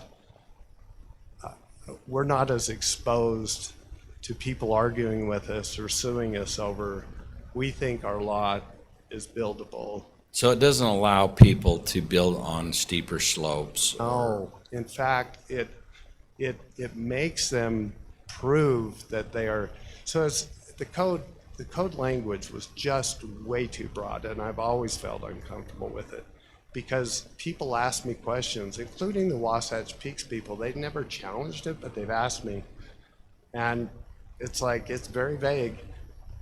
All we did was put a formula in here to say this is 25% or less. It is consistent with the industry standard if we use this formula. And but it's not changing like, I think we sort of went down a rabbit hole with sensitive land ordinances and hillside protection ordinances. The whole purpose of this was just to make the definition of 25% more defensible, and so that if we do get sued, we can very clearly show how we determined whether a lot was buildable or not. We did, it kind of grew, but a lot of those questions and concerns had to do more with hillside protection and sensitive lands, that sort of thing. But the purpose of this was only to put a formula into this thing so that we defined it better. That doesn't mean that there can't be questions. Sure. Mike, did you have anything? No, sir. That makes sense. Appreciate the information, Mark. And it does remove, if you saw in the conditional uses section, where it could go up to 30% as a conditional use. So it actually kind of brings it down. It's an average. It reduces what could be approved so that Because then there's always that question of a conditional use has to be approved if there's, if you can mitigate the reasonably anticipated detrimental effect. So it just removes that completely and then allows 25% to be the maximum. Yeah, and the Planning Commission's recommendation to the County Commission was they didn't feel comfortable with that. Again, it was a little loose in there. It's like, well, you could go up to 30% under a CUP. And they liked the idea of just having a 25% max. So that, I think, was the recommendation they brought forward to you. In other words, just nixing that whole section that says. Okay, I have a question or two. In here, in your definitions, or in this whole thing, you say a building, this is a buildable area, the portion of a lot or parcel which in its natural state has an average slope of 25% or less with a contiguous building area of 5,000 square feet and which is free of other building constraints which are identified by the chapter. Okay, so that's one thing, and then down further you say the buildable area of each lot shall be required. Shall be the required focus of the geohazard, and the average slope of the buildable area shall determine the developability of the lot. So, say the lot is a 5-acre lot. Okay. Do you take into account? We're not looking at no. Five. Okay, so it is just the buildable area of 5,000 square feet or whatever the amount that they want to build with. That's correct, because it's the building envelope and the buildable area that is the only area that'll contain a habitable structure. So that's within that average that you're figuring out. It's not going to be the whole lot. And the driveway. Well, it'll also it'll also include the driveway, the egress point, and things like that. So if the average slope within that area is 25% or less, then they would be able to build a house. Okay, so then another item with this whole thing is in our modern day, I don't know how to phrase this one, we have equipment that can move a mountain. How do you determine 25% or this 25% slope if all of a sudden they decide they want to go back into the mountain that is more than 25%, and then you've got the whole front out here that's actually, it's all level. How are you going to work that one out? And this one might be for you, Mark. That's why it says the portion of a lot or parcel which in its natural state. So that's before the dirt's moved. One of the things that we've run into. I mean, we've got some currently in there that are happening. Well, that comes down to enforcement and catching everything. But they get a building permit. Oh, not necessarily. If they're putting a house in. Well, if they're putting a house in and they don't have a geohazard, geoscoping meeting or application, then either A, it's part of a subdivision that's already done a geohazard, or B, we make them go through the geohazard unless they can qualify for a waiver. Because I'm seeing us do a lot more and more and more of these homes that are put right into the side of a mountain that is more than this. And then another one, they take off the top of it and the slopes are all like this on all sides. And yet you got a house sitting right here because they wouldn't use this equipment to make it buildable. Okay, so that's my question. But that's the thing, our code already includes buildable area as a definition. It already talks about average slope. So it's already focusing on the buildable area as where we should be looking. We're just clarifying that. Buildable envelope, 25% or less, and we're bringing the rest of the code into consistency so everything says 25% or less. There's very little that we're actually adding, and this is a discussion we had with the Planning Commission. Most of everything you see here is already in the code. It's already there.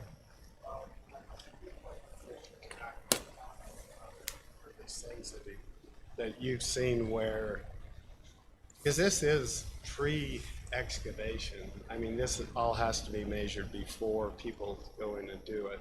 But you're right, people have done exactly what you said. And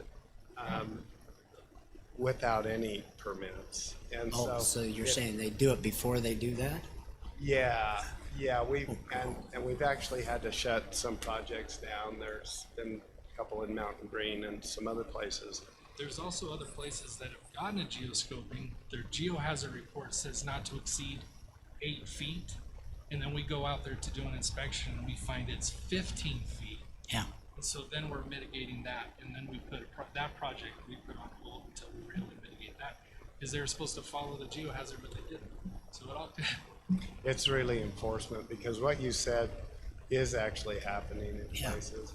That's certainly not, that's not following what we're presenting here, because it is all measured prior to any excavation, but that doesn't say that people haven't gone in there and done that, because they have, and I've seen it as well. Yeah, and so the 25, or this would at least say, hey, it's 25%. We can define it.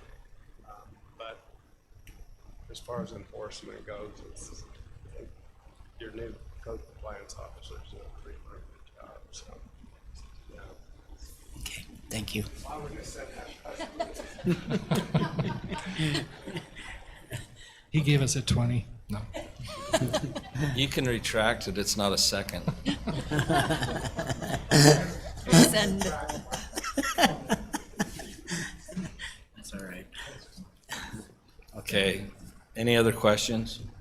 But it just seems like, because I remember the meeting, I think we were talking about, like, this comes across as like they're arbitrary numbers, if I remember the correct meeting. And so, and we talked about the other side of the mountain, you know, the slopes over there, and kind of like they're all using these arbitrary numbers, but they had that formula that they were using, if I recall. It's been a while ago. But. Yeah, so that's a really good question, because I do think we all need to be informed on that. So the geologists in the state of Utah have noticed that almost all failures take place at or above 25 or 15%. That is why the 15 is in most ordinances, is because the geologists statewide have noticed, hey, stuff flatter than 15% we're not having trouble with. And then the real challenge begins at 25. I mean, it becomes very, very difficult to avoid natural slides and disasters and other things. And so that's fairly commonly held. And so those two numbers aren't arbitrary. I was hoping Bill would be here, because he, as a geologist, could describe to you why those two numbers are important. I do know the 15%. The 25 is also very important, but it's not random, because it's based on data throughout the state. Okay. And then the slope that is now, with this ordinance change, would just define how you calculate it, versus just saying, gosh, there's a lot of contours on there, and there are a few spots where it's 25, so you can't build on it, or vice versa. So if we were to change that down lower than 25%, what would happen? I think the 25% is very common in the case law, and that was my discussion with Robert while he was here. Is he said, you know, and he's actually had cases, I think, involving that, where I just read case law and I haven't experienced yet, and hope not to in the county. But he said that the 25 is a defendable number as far as the case law is concerned, from his experience across Utah. Well, because my question is if the geologists are saying 15%. No, they're not. They're saying 15% is the starting point. That's kind of when the failures start occurring. Okay, but That's no when- greater than 25%. Then greater than 25 is Even probably after they've when, moved the mountain to make it that way. You're right. Leave it alone. Yeah. Moving the mountain. By talking to can't Mike, be I'm gonna get in considered trouble. in that, because it's not allowable. It's not. Yeah, you really can't touch the natural grade. I grew up with a dad that was an engineer, and he was pointing out all the time that they just took the toe of that slope out, and it's hazardous as soon as you cut the toe of some of those slopes. You have landslides and everything else. Yeah, that's right. Yeah. I mean, That's some why of it could be mitigated, So do you discourage it if it's close to the 25%, or do we not? Because that's my question at this point. That's what Even we're with trying to be this. consistent. It's 25% or less, because it's not consistent in our code right now.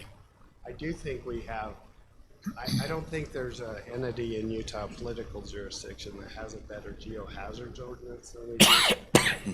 And they have to go through that. So let's say that somebody's at 24.5%. Our geohazards ordinance protects us very, very well. It makes the developers provide slow down their own too, or mitigation for anything that they do at 24.5%. It all has to be approved, and that the access is included. And they had the state geologist, his assistant, and a very good committee. So it's a good ordinance. Okay, all right, thank you. Okay, then I'll look for a motion. Nope. Public hearing. Public hearing. For go public hearing. Sorry. My bad, I apologize. I move that we go into public hearing. Second. Okay, I have a motion by Commissioner Fackrell and a second by Commissioner Blocker. All in favor? Aye. Aye. Aye. Any opposed? Okay. Motion's unanimous. Please keep your comments to 3 minutes and state your name and address. Tina Kelly, Mountain Green. I already spoke to this on the Planning Commission hearing and came to an agreement with the engineer. But on page 200 of your packet, A at the bottom, there's a line that's stricken out that the Planning Commission had said they would leave in, the very end. The maximum slope for any recreational dwelling shall be 25%.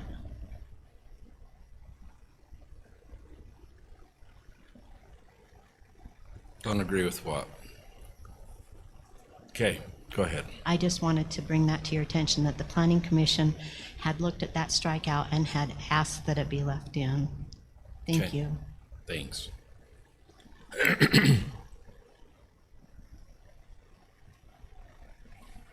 Are there any other public comment? Okay, seeing none, I'll look for a motion. I move that we go out of public hearing. Second. I have a motion by Commissioner Fackrell and a second by Commissioner Blocker. All in favor? Aye. Aye. Any opposed? Okay, go ahead, Josh. Not my understanding when I went through, each item that the planning commission wanted me to delete out or to leave in or to change and modify, and that was not one of them. That section, the recreational dwelling, they wanted the wording changed so that it said 15% up to and including 25% and leaving the rest in. It was not to just go back to what was already in the code before.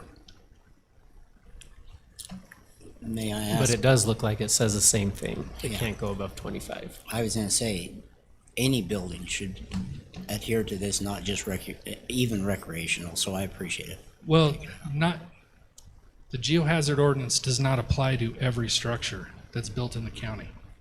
It only applies to habitable structures. Yeah, habitable. So like homes, accessory dwelling units, all of them that there's gonna be living quarters or there's gonna be habitable space in it are required to go through the geohazard ordinance.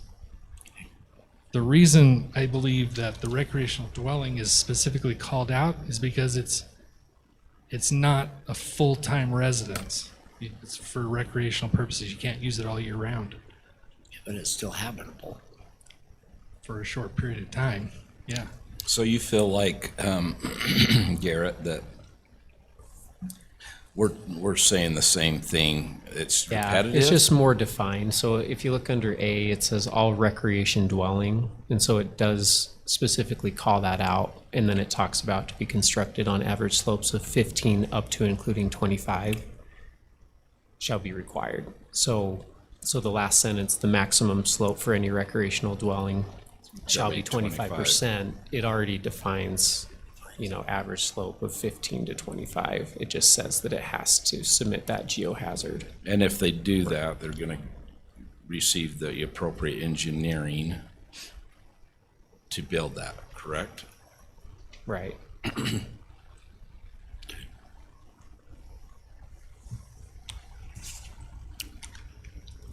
Any questions, Mike? No, sir. For staff? I was just reading in there, it says right below the, your formula, it says anything over 25% are considered unbuildable.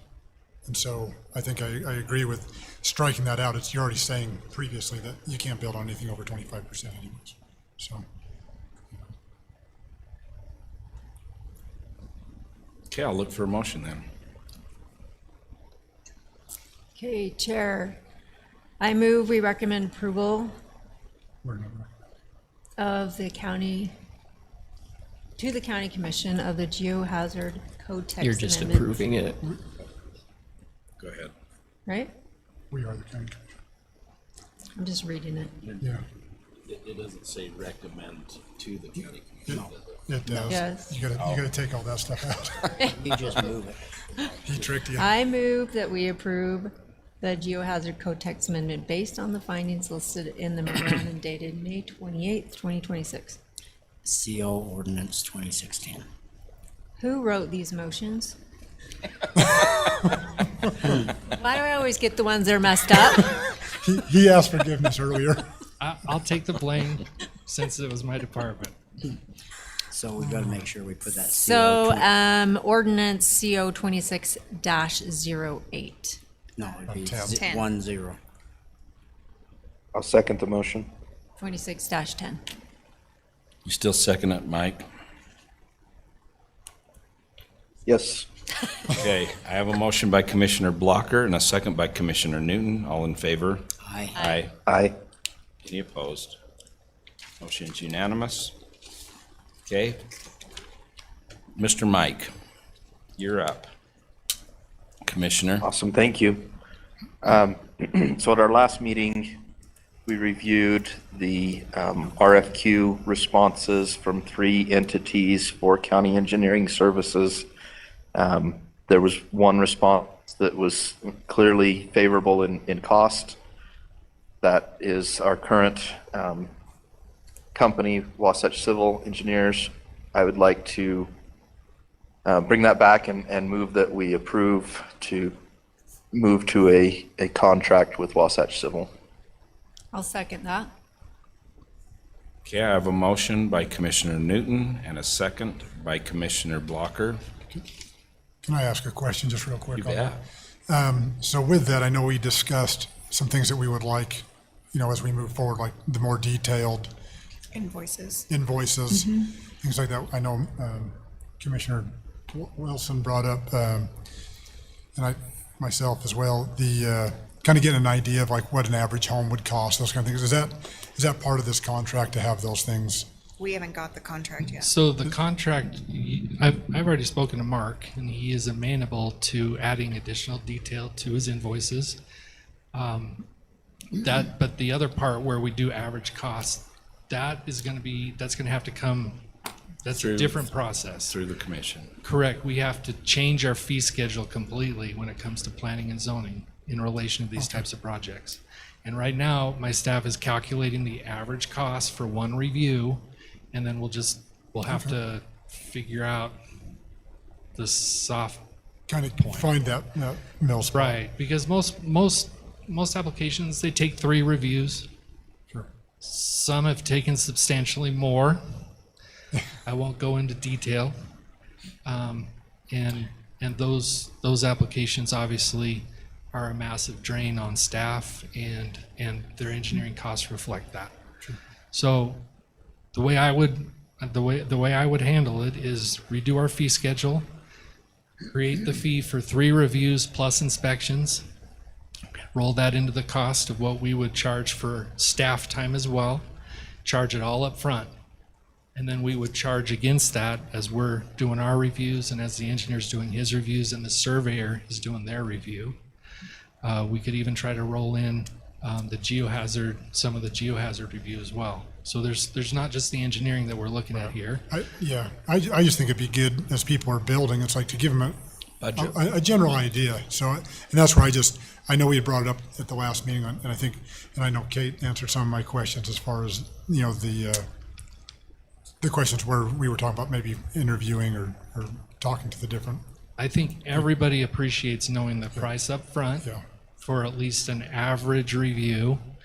And then if it takes more, then we would have to charge additional 3 reviews. And then if we can get the reviews done in less reviews because their engineer's on top of things and gets it going and it doesn't take as many inspections, then there's a potential there to refund. So that's kind of what we talked about a little bit earlier today, is treat it more like a retainer, where it's not a flat fee where regardless of how much time is spent, you get paid the same, because then the reviews might not be as thorough or whatever. And Correct. so it's built against that retainer. And if someone has an engineer and geotech and all the people that are putting everything together where it doesn't require multiple reviews, then potentially they get that refund of that retainer. If they go above and beyond, the other taxpayers or the county aren't subsidizing the ones that hire engineers that require more reviews. We're already doing that for grammar requests. When we get a major grammar request in, we require a bond up front, charge against it, and we refund what's left. That way, county taxpayer isn't paying for the research and the time we're spending looking for it. The person requesting the information is. And I think it should be similar to what we do with our applications. There should be an opportunity to get a refund if we can get it done quicker. And if that's what the county's looking for, so I know that on the fee schedule, part of our fee schedule study, like, I have you slated for Wednesday to Wednesday of this week and next week to get all the data from your office Oh, for wow. that. So if you could, that's not what you want, this is kind of the time to tell me. As No, we're- that's what we want. As we're doing the fee study review, so, well, like what he was saying, three, 3 reviews. Cost and for 3 I just reviews. wrote, watch YouTube video again. But what he said is what you want as essentially a retainer. Well, we're relying on his expertise of what it takes to Of get what, it done. yeah, like what it should really take, like this is the average, and, you know, you have both ends, but where are we kind of there in the middle to give people an idea? And that was my only thing was, I know we had discussed that, and I just want to make sure that. moving And the forward, that- detailed. The detailed invoicing, yeah. And that'll come in the agreement that would have to come at the next meeting, which is in Correct. 3 weeks. Okay, so So there's a motion and a second, and that was a long question. Sorry, I didn't mean for it to drag. It's all good. So, thank you for that. So, do you want to take a vote before I ask questions, or what? You ask a question about this? I'm motion? asking questions about this motion. Okay, ask your Or not, question I then. mean, the questions I have is on this motion. Because we got it seconded before we actually had the really motion. But anyway, my question is on this engineering services. So when we have the engineer that goes and determines a project and goes out and figures out how much it's gonna cost us and all that kind of stuff, do we have any kind of breakdown on that? That's not how it works. So right now, the engineer, the applicants are required to pay 100% of the contract costs right now. So we receive invoices, we receive bills, the county pays that, and then we try to recoup that money from the applicants, which I may add is very difficult. So we are going to be the ones that are going to calculate the average cost. We're going to go through our records, we're going to go through our invoices, we're going to calculate all that. I understand that. That's not the question. I thought that was the question. No, the question is like on other projects. Like the engineer's Like- estimate that we yes. got for the slurry seal? Yes, that kind of a thing. How is that charged? Because we don't have any breakdown of that. Yeah, I have no idea about that. When And it I comes mean, to assurance and warranty bonds, which is the closest that we have to something that you're talking about, their engineer has to provide us the estimate. Then our engineer verifies that they're not undercutting that estimate. They do an inspection to make sure the infrastructure's in at least to the level that the applicant or the developer claims. And then they modify the engineer's estimate and put it out on an official form that's attached to the assurance and warranty bond. Okay. But other than us calculating it, we don't do that. Okay, well, when you're, so for example, you had the airport slurry seal project, which they pretty much hand got us the grant for that. I have so much documentation on that, the full detail, what they were asking for. They wrote the RFP, they opened the bids, they did all that. That's how Brett does it. That's not how I do it on my projects.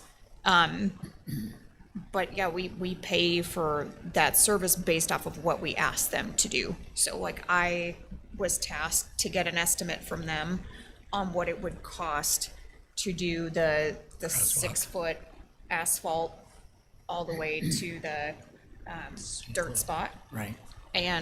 But that's all I asked them to do. I didn't ask them, I asked for an engineer's estimate. I didn't ask them to draft the RFP, post the RFP, publish the RFP, open the bids, all that stuff. So that's how I do it. And so I only pay, just like the Croydon thing, Mark, the only way I could get a hold of Mike Schultz was through Mark Miller. Okay. But yeah, every time we met out at Croydon to renegotiate, yeah, I got billed for Mark's time. However, it was worth it to me because at least Mike Schultz Right, answered the right. I was call. just wondering how that was done, because if we're trying to make it to where we see a detailed billing, it would be nice to have that on those projects also. And that's part of it. I mean, as far as the other stuff, the buildings and all that kind of stuff, I'm just saying, okay, we have a project, what's it gonna cost us to have you go and determine this project? Because that's not passed through, that's county. That's county, that's county money. Right. Okay, so that was my question. Are we gonna ask them to give us a breakdown of that? So we already, So we. I know for my yeah. projects, I already get that. But we can put it in the Oh, yeah. agreement if that's what you're asking. That's what I'm asking. Yes. I think we ought to. Yeah, that's all I'm asking. Okay. Yeah, and just to clarify, the motion is not that we're signing an agreement tonight because we don't have that agreement. The motion is that we are moving towards an agreement. Right. Yep, awarding the bid and moving towards the agreement. So, I have a motion of moving towards doing a new contract with Wasatch Civil.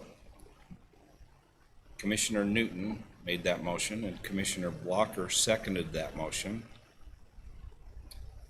All in favor? Aye. Aye. Are there any opposed?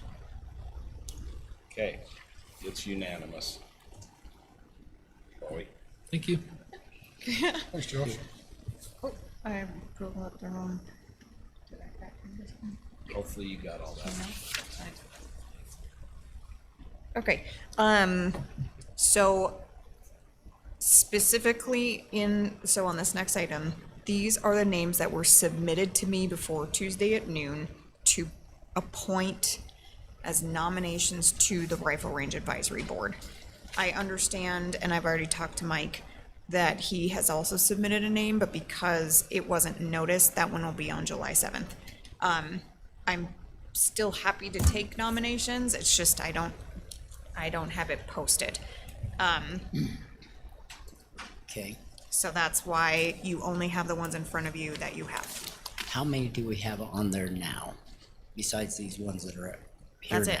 You That's guys it? haven't appointed Oh, I thought anyone. we appointed one other person, You have not. within the planning commission, there was a person. No, you have not. Yeah. You talked about it, but no But nomination. wasn't nominated. He wasn't nominated Correct. then, So there's really only been 2 nominations? so they can't even act as a board yet. So you have who the sheriff's office brought forward, who the fire department brought forward, and then 2 commissioners have submitted names. Okay, it just didn't say nominated by, so I did. Yeah. That blew by me, so. Sorry. Okay, so we can vote on these 4. You can vote on these 4 if you have other names to submit. I need to know that. I don't know as everybody understood they were supposed to be Yeah. nominating, but I thought we had talked about that, but anyway, let's vote on the 4 that we do have. Okay. Okay. You want to do it one at a time or all 4 at once? I just say. Totally up to you. Mr. Chair, I move that we approve the following for the Rifle Range Advisory Board. Dave Olson representing the Fire Department, Alan Jacobson representing the Sheriff's Office, Martin Quinlan, and Justin Pence as nominated by commissioners. I'll second that. Okay, I have a motion by Commissioner Nickerson and a second by Commissioner Fackrell. All in favor? Aye. Aye. Any opposed? So you want each commissioner to nominate someone? Is that what you're saying? So we sent that out in an email twice, and he sent it out in a text message. And I brought you a packet of all the applicants last meeting. I know. So I Didn't know I everyone don't know needed if, to nominate if one someone. person nominates five or one nominates none. I don't care. So, Kate, It if, just is nice to have everybody have a choice. so in other words, if you want us to nominate somebody and somebody else is already nominated, is that okay too? I don't, I mean, it's completely up to the we just commission. need to I get just a need to board. know the Okay. name so I can Alright. put it in the packet. All right. Okay. We're having, there's 7, right? There can be up to 7, yes. 7. Each commission. We Of just- citizens, The right? commissioners required or requested an odd number. So you could have one more citizen or you could have 3 more citizens. I thought we could have up to 5 citizens and 2 That's from what the I county. meant. Yeah, No. it's up to 7 and 5 of them need to be citizens according to the. Right here, membership. Committee shall consist of 5 to 7 members appointed by the county commission. Right. Membership should ideally include representation from the fire department, sheriff's office, local shooting sports, which is someone that Commissioner Newton is bringing forth, and then at-large residents. Now, there's several very qualified Yeah, people that there can are. be. So, I agree. so I'm going back to, you can have 1 more citizen or 3 more citizens. Right. Okay. Okay, moving on, F10. F10, I might punt this over to Garrett because he has made some amendments. The school district brought forth some red lines as well from the previous agreement, but that is the version that's in your packet. All they did was remove, duties. They didn't add duties, they just removed duties. And then we clarified in the language from the previous, in that it was the quantity, how many pages is this thing? This is one of the reasons our taxes went up. Unfunded mandates. Okay, so yeah, so I added, before I sent the draft to the school district, previously it just said $90,000 per full-time SRO. I added the multiplied by 4 deputies because that's what they asked for. And I didn't want them to be able to reduce it, mid-year, but we've already staffed for 4 additional. There has been a lot of legislation filed that has not necessarily passed yet that would require the school district to eat its entire cost in future. So we did make sure that we have provisions in here that would allow us to terminate the agreement with 90 days notice by the end of the school year. Yeah. Should that pass, FYI. So that is covered in here as well.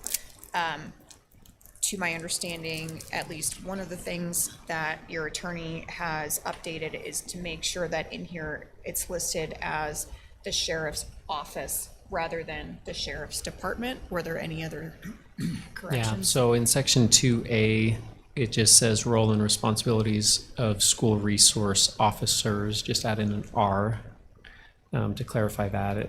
And then in 2.05E, 2.10, 2.13, 6.03, 6.04, and 6.05 department was updated to office, which was appreciated by the sheriff's office.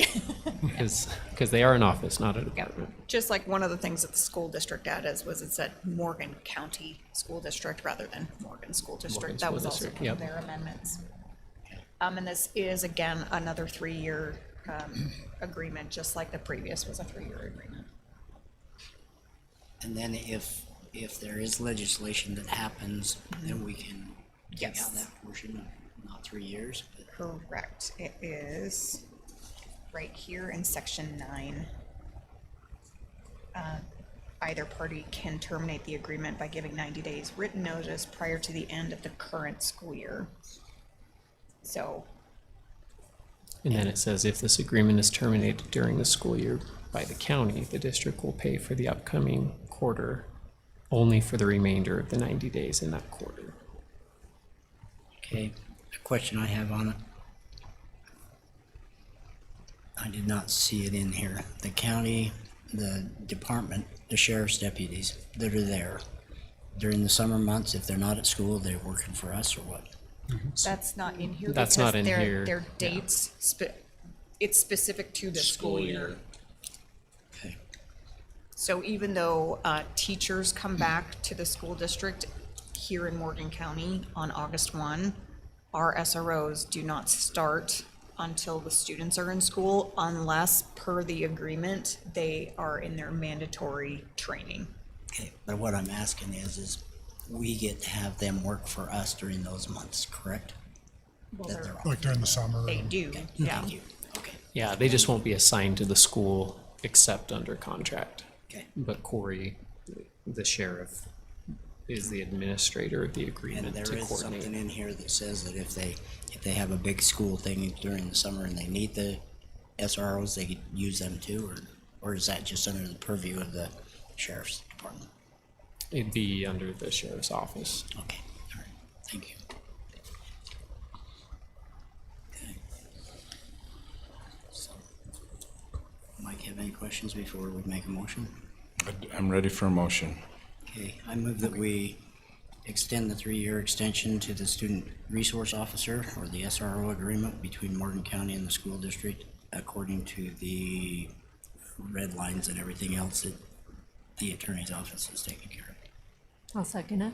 I have a motion by Commissioner Fackrell and a second by Commissioner Blocker. All in favor? Aye. Aye. Any opposed? Motion's unanimous. Well, I haven't heard from Mike.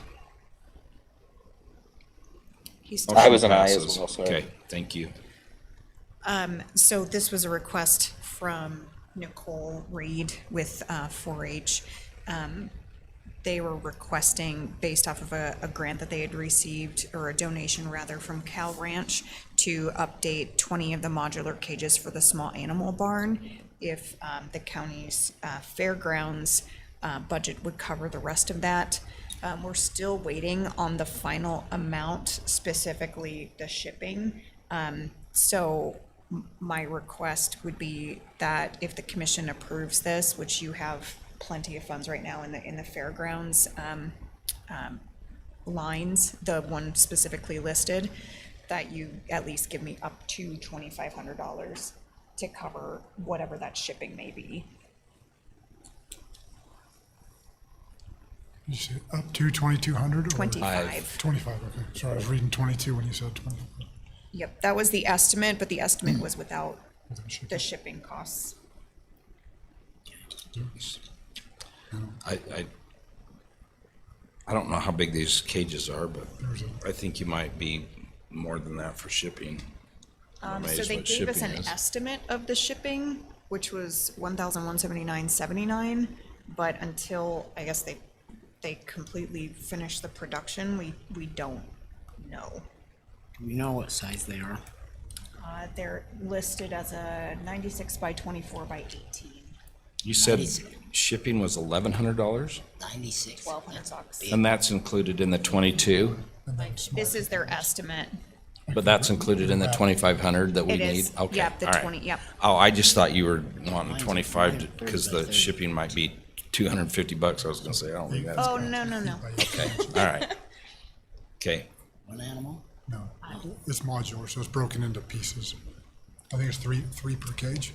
Yeah, Do we have, okay. I'll say there's kind of. Any other that's a questions? huge cost. Especially if you're getting 96 of them that are 96 inches by 24 inches by 18. That's enough to put 10 checkered giants in it. You're getting 20 of them. Just remember, it's not all rabbits. Well, that's what it's requesting here is for the rabbits. I mean, but it is. They'll use them for poultry as well. Yeah. Yeah, there's 20 of them that are 8 feet long. Well, but what I'm saying is no small animal like that needs 8 feet. No, it doesn't. They're They're, two. they're separated modular. into Into 3 sections, pieces. Commissioner Fackrell. That's what the divider is for. They're modular. So you put a divider in there. So you're planning on 90? I mean, you got, if you put 3 of them in there. Okay. Put 3 of them in there, you got 2 feet Has 60 per animals. animal. 60 animals in there 60 animals plus. to go with the other ones that they've got over there. Mr. Chair, I move we approve the expenditure of the $2,500 from the Fair Capital Improvement Fund for the rabbit cages, poultry cages. I'll second. Have a motion by Commissioner Newton and a second by Commissioner Nickerson. All in favor? Aye. Aye. Any opposed? Aye. It's unanimous. The last one's kind of an oddity.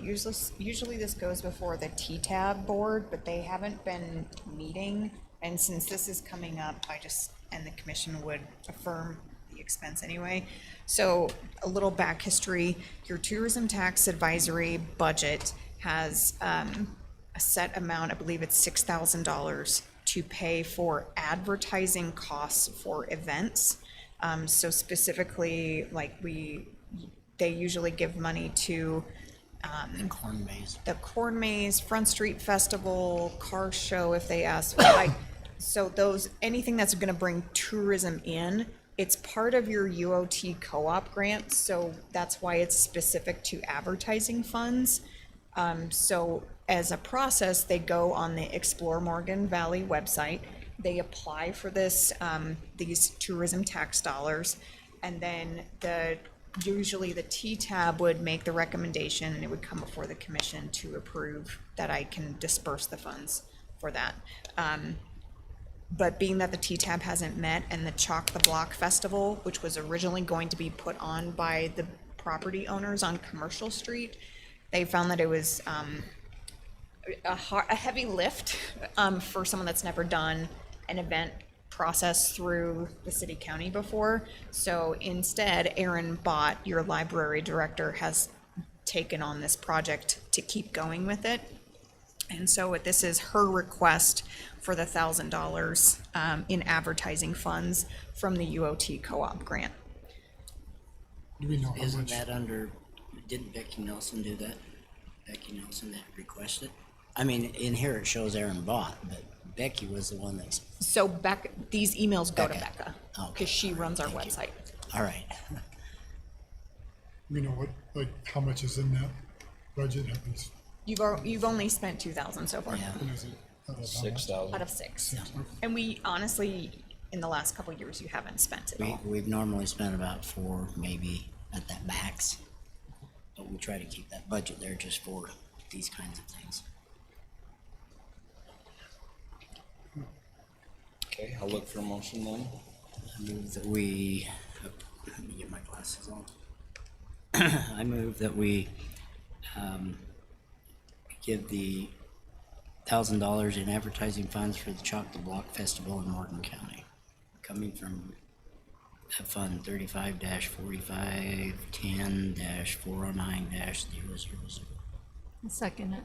Have a motion by Commissioner Fackrell and a second by Commissioner Blocker. All in favor?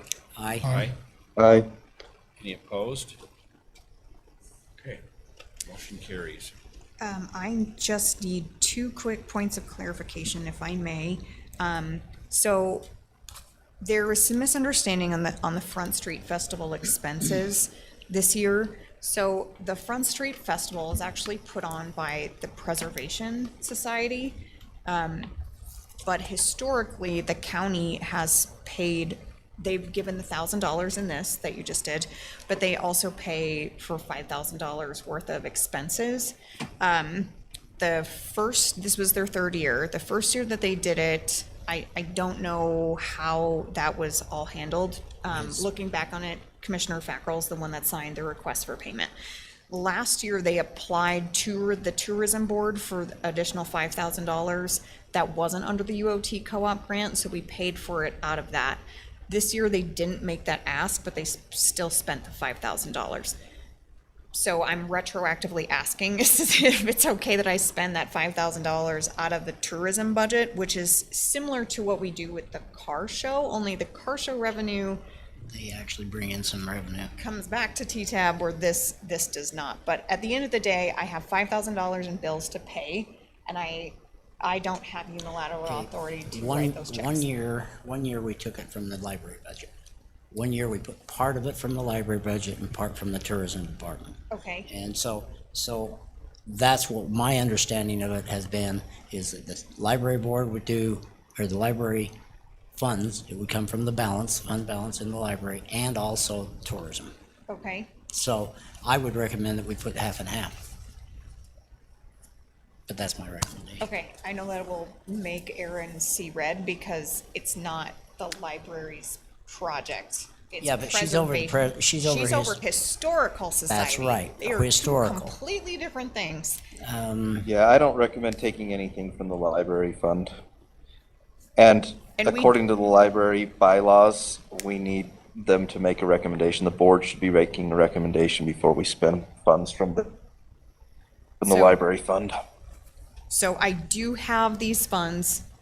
I mean, I can make these funds available with some budget adjustments, not coming out of fund balance, but just moving money around in the tourism budget. However, I just need approval, because I cannot just write checks out of one of your sales tax funds without commission approval. Okay, so question I have is, did they bring in any revenue? They've never brought in revenue to the county. All the revenue goes to the Preservation Society. No, some of it. It does not. We need to Stack look of back Bibles, it does not. It went through 1 year, that 1 year, it went back into the historical museum. Supposed to have, okay? That's what it was supposed to have done. It was supposed to go back. into No, the museum. there is not a historical museum, and there's not a fund for that, so There isn't. nothing's come back for that. Okay. No, then there is maybe we not, need- Blaine. There's no historical museum or a fund for it. We have a museum over there. Correct, but it's okay? under Then the take it all library out of the budget. Tourism budget. We've got a fund balance, put it out of that. Okay, And then I just this need year during budget season, let's get it straight. Okay, I just need a motion. I'll move to approve the expenditure of the $5,000 for the Front Street Festival from the tourism budget. I'll second. A motion by Commissioner Newton and a second by Commissioner Nickerson. All in favor? Aye. Any opposed? Okay, my second clarification question is, so our airport insurance is every 4 years, it's up for renewal right now. I submitted the form based off of the documentation that we had the previous year, which was $2 million per occurrence, with null on, I didn't have to give an aggregate. It listed it, but we didn't give an aggregate the year previous, and there's no, oh, good grief. When you have an incident and you have to. Per occurrence. But when you have an occurrence, there's a set amount that you have to pay out of pocket. Deductible, thank you. So there's no deductible on the previous either. So I submitted that back and let them know that we now have a fuel cell, however, it's privately operated. They came back to Penny, not me for some reason, and said, just letting you know that the legislation has changed. And it used to be that if there was a suit or something that could claim against a municipal airport, it used to cap at $2 million, which is why we have a $2 million policy that is now changed to $3.5 million. And so do you want me to go for the 3.5 rather than the 2? Do you want me to see what the cost is and the difference? I think we ought to know if it's capped at 3.5, we ought to know what it's gonna cost to. Yeah. It's At least it's get a truly price. de Get a minimis. I think we paid less than $900 for 4 years at the 2 million. So I'm gonna assume that at most it would double it. So like But that again $2,000 is an for assumption. So So let's get a price. yeah, but it turns at the end of the month. So can I? Well, I guess we could put a cap on it. Thank you. That's what I'm wondering, is if it is less than double, can we go with the 3.5? Okay. That's good. Those were my questions. Oh, sorry. Okay, Commissioner Blocker. Okay, gotta go to the Weber Human Services missed you there at the Wild West Senior Picnic. Those are quite a deal. Yes, that was fun. Did they dance and stuff again? Oh yeah, they had it all. Lots of prizes. The old Lots people of up there prizes. dancing, they get pretty wild. Yes, that was fun. At our COG meeting, we, thanks to Kate, she brought up maybe we should have a ramp sign for ramp sponsored events. And Angie Treese created a little logo. Are you pulling it up? Yes. And we discussed at the COG maybe putting a QR code on it to explain more of what ramp is in Morgan County. So when you go to an event, this could be like a yard sign that they stick in the ground saying, So the this is ramp. So the intent is like when we have youth soccer this summer, that this would be out at youth soccer, like when, as people are coming, so they like know that. where their money's going, being that we have not yet spent it on structure, but we are offsetting the cost of recreation in our community. So I think this turned out No, great. sports, not recreation, sports. Because we have not done enough with all recreation, it's just sports. So I'm gonna still harp on that till the day I'm done. So I would like it to continue, but I think you need to use it for the purpose it was designed for, not just for subsidizing. Okay, well, the sales tax specifically says recreation, so. Yes, that's recreation. Okay. So yeah, that's So what I thought. look at all recreation. Okay, let's move on. Commissioner Block. That's it, Bob? Okay. Oh, that was it, okay. Commissioner Newton. You with us still, Mike? I don't blame you if Yes, you didn't. my internet did cut out for just a second there, but I'm back. He gone. Okay, do you have anything, Mike? I do not. I guess the only thing I wanted to maybe mention is I've been thinking a little bit about the number of townhomes that are planned and approved already. We hear over and over from county residents that they're not particularly in favor of multifamily type product, and I think we need to start thinking about how we either limit or reduce that number because it's starting to be overwhelming in some parts of the county. I don't know if that means we need to task staff of, looking at where those are allowed and maybe give us a synopsis so we can understand the impact or what that looks like, but I am concerned that we're going to see more and more requests for that. Do you think we're seeing that that's- across the state? Do you think that's something we could discuss in our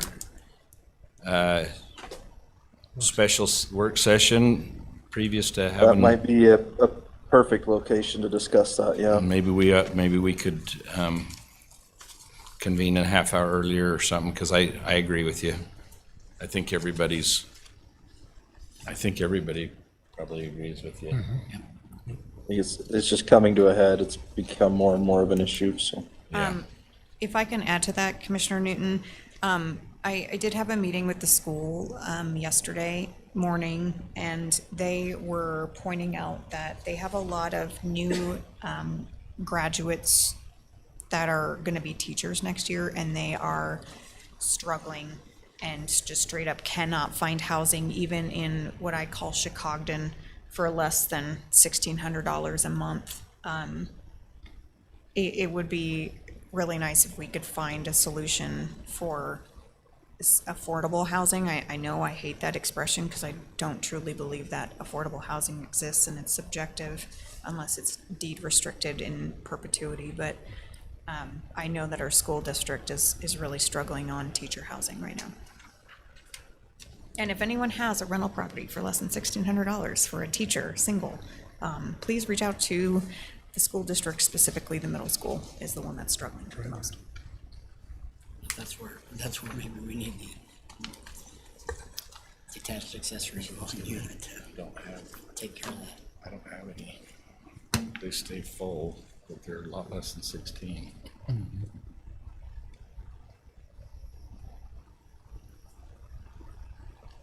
Okay. Thank you, Commissioner. Commissioner Fackrell.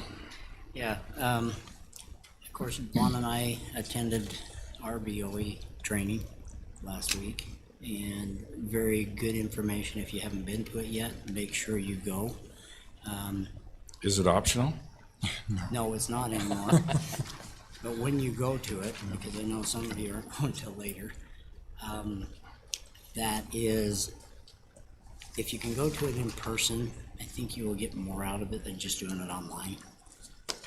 So I hope all of Yeah, see, I recommend if you can to go to it in person, because there's gonna be a lot more questions brought up, more in understanding, and those kinds of things that'll happen to you. Also, I attended a regional meeting yesterday to do with outdoor recreation. And that outdoor recreation, we actually do not have, as far as I know, Kate, a recreation plan. And that's something we may want to consider within your RAMP advisory board, is for them to come up with what they want as far as a total recreation plan, not just sports. I think they were working on that, weren't they, Commissioner Blocker? Wasn't that what the RAMP advisory board had been talking about, is one, public engagement, and then two, what infrastructure the community actually needs? But it sounds like the bulk of it's probably gonna be in Mountain Green due to, like, we already have ball fields here, So, we already have. it would be nice for whoever's coming in, if, for, after the election, whether or not that person can get up to date on recreation. But there's a lot of projects going on region-wide that are not just for us, and there's a lot of money for us to divvy up amongst us all to be able to have some recreation, all kinds of recreation, that will connect communities and connect counties. One of them that is happening, or one of them that's being envisioned, is a trail for an OHV trail that goes all the way from Bear Lake all the way over to Salt Lake County, basically. And so those are some areas that they are looking at.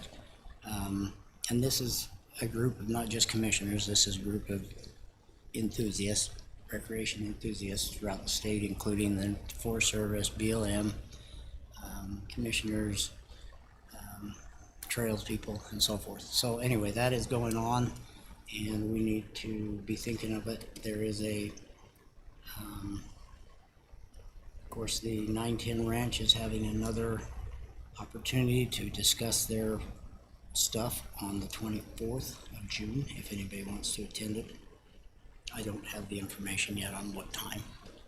unless They you just sent an received it. email this morning.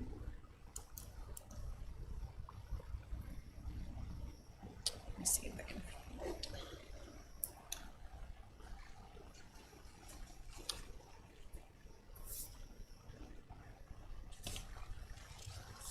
That's it for now.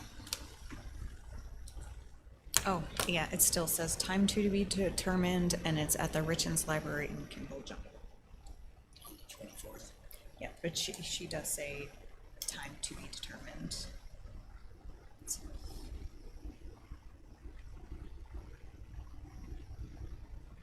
Yeah, it's not posted yet as far as time. When I do get that back from Jess, I'll forward that out. Okay, thank you.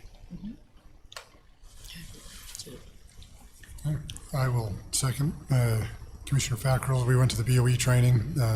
It was really good. I kind of made the comment, I wish we'd had it last year. It would have been very helpful for what we went through, learned a lot. I'm one that if I'm not in person, I'll be doing everything but paying attention to what I should be doing. So, like I said, it was 2 long days, but it was really good. More gala days was last weekend. I went Friday night. It was kind of sparse attendance, but hopefully they're building that, and I encourage the community to get out and go to these things, support our kids. That was put on by the high school rodeo. It's kind of a fundraiser for them so they can go to their different competitions and that. So I would recommend to the residents, make it a date night or whatever, just go and have some fun and support our kids. We did have a weed board meeting last week. For those, we are state mandated to have a weed board, and they will be out as people are noticing weed problems and that. We are authorized to notice, and then if it doesn't get taken taken care of, then the compliance officer you can be cited in that. So be aware, it's going to be educational at first. Like, we've noticed these problems, these issues. We've got a nice little booklet that's available that shows some of the more prevalent invasive species we have here in the county, how you can mitigate and take care of those weeds. So if you're one that they notice you, just kind of ask the questions. There's things that are available out there to help you. And please take it seriously, because that's one thing that we don't want is the weeds. One comment is everybody wants to know what that real pretty yellow flower in the canyon is, and that's Dyer's woad. It's actually really bad. Nothing eats it. My mules will eat all the thistles you got, but they will not touch Dyer's woad. Goats, unless it's real young, they don't touch it. So it's a pretty nasty weed. So now it's all turned black. If you drive down the canyon, all the rosettes are now black, and you know what it is. So Ready to multiply. They're about to multiply. One thing that when I was at the BOE last week, one good thing is you're able to meet with other counties and different people. And one thing that I thought was interesting is that there's, and I've talked to a few people, as our county is growing and changing, like we have our planning commission, and I realized that there's a couple of counties that have multiple planning commissions for different areas. And I just was like, I thought that was kind of interesting. And, would it be something that we could look into, a planning commission for the Mountain Green area to represent that area versus a commission for the rest of the county? I just thought it was interesting. I didn't realize that you could have multiple. And so I just thought that was interesting. And Commissioner, we looked into that a number of years ago, and I believe that the state has since outlawed that and that you can't do that anymore, but Garrett might know better than I. But I remember we looked into that. Gosh, it's been over 10 years ago when I was on the planning commission. I see. Because it was, I got talking to Summit County, and they had the two, and that was one that they were talking Yeah, about. they've had two for a very long time. So maybe they're just grandfathered And that's why we talked about doing it, for that very reason. And for some reason, there was something that prohibited it. Oh, okay. I don't recall what it was. I thought it was state code. That could Anyway, be. it's worth looking into again, though. Garrett has that look on his face that he's looking. So, but that was all I had. I just thought it was interesting, and maybe that's something that could be beneficial if we can. So that's all I had. Mike, are you scheduled, do you have an appointment with BOE? I do. It's an online one, and I can't remember when it is. I'll have to go look at my calendar. Okay. All right. I have one more thing. I forgot. We have the auto show coming up this weekend. So if anybody would like to. I'm actually going to be in town, so I'm going to go to it. Okay, good. And the fire department is, they are providing pancakes. From what time, Kate? 9 o'clock? That 9 is to the 10? first I've heard about it. Oh, you send it to me. From 9 to 10, yeah, and they're also bringing their 1989 fire engine or something. That's what they're going to serve it by, is that, right? Yeah, I guess. They entered it as one of the. Yeah, so that besides Mike's 1947 fire engine, if he's bringing it, we'll be there. So it's a good event if you want to come. I know the flyover is going to be probably at 10 o'clock, and that will be with the old antique fire or airplanes. Yeah, it's going to be a good event. We got the truck pulls right after that. And then they have the truck pulls after that. They've got the burnout before that. Yeah. And I think everything's been approved, right, Garrett? Well, we were talking about weed, now burnout. Was that? Burnout's been approved. To my knowledge, yeah, as long as they follow the same as last year and they've been in contact with sheriff. Yeah, they have. Did they decide on the other thing that they were wanting to add? Oh, the bull ride? Bull ride? I don't think they're doing that. Oh, okay. If they are. Like, I hadn't heard Garrett anything would about know. I'm definitely going to show it for that. I'm not going to do it, I'm going to watch. So, anyway, it starts at, they start arriving around 7, so you can arrive basically 9 o'clock or a little before, and it goes till 2 o'clock. And there's prizes that are given out. Good. I I'll look forward to it. Can I add one more thing? Are we, okay, go ahead. Sorry, I meant with the Morgal days, I just want to report on the fairgrounds improvements. The lighting was pretty nice to see how nice it is. The lighting is so much better there now. Unfortunately, the sound is not hooked up, but we had people plugged into the food trucks plugged into our power. No generators were running. Our improvements are being well received and well used. So. Now I'm done. I'll stop. Mike, I've got a question for you. I've had complaints about food vendors wanting to be in our fair again and being told that they can't be in it because they're not going to contaminate the waters of other people that are in it. I thought we had decided last year that we weren't going to turn people down. We have huge waiting lines and stuff. Can you give me any update on that? I have not been to the last few meetings. My understanding is they opened it up and allowed anybody to apply for a couple of week time period, and then closed it after that time period. So I suspect these are vendors who have reached out after it closed. But my understanding was they had opened it up, and if there could be potential duplicates of food types. They didn't leave it open for a long period of time, however. Well, I was told that a Smash Burger wanted to come, and they said, no, we aren't going to allow you to come. They applied, and they said no. They refused it because that's what the school does, the seniors do, and they weren't going to have that competition. But I personally feel like we should be able to have some more options there because I hate waiting in lines and missing half the rodeo waiting for my food. So yeah, anyway. I can certainly ask the fair board their thoughts on it. There's been kind of a mixture of opinions on it. And we do have Janet working on a fair vendor policy. It's just by the time we asked her to draft one, we were kind of in the thick of it. Yeah, I just don't know as one person ought to be able to tell people whether they can or can't be there. And unfortunately, your fair manager, well, not your fair board, your fair event. Fair coordinator? Thank you. Fair coordinator is out of the country for 2 weeks. So I can get with the treasurer and see if she knows and get you an answer back. And then I just want to tell everybody, please vote. It's next week, so our elections are going to be decided next week. So get out and vote and make your voice heard. We did have some, or at least a comment on Morgan Moms from someone that said they had not received their ballot and asked where the polling locations were. One, we have not had polling locations since 2016 when the state of Utah went to mail-in ballots.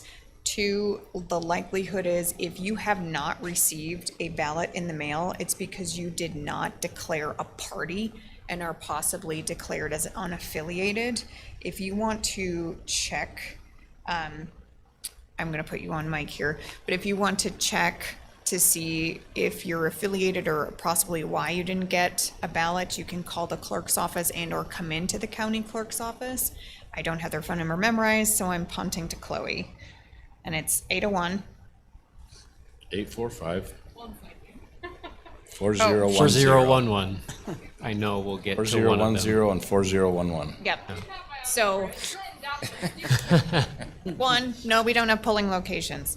Two, We do here, though. I mean, you come can to the come to the county. county building. We don't have polling locations. There has to be at least one polling location. Correct. So we do have the county State code. clerk's auditor's office that you can come to and check on why you would not have received a ballot likelihood is you did not declare a party. This is a primary election.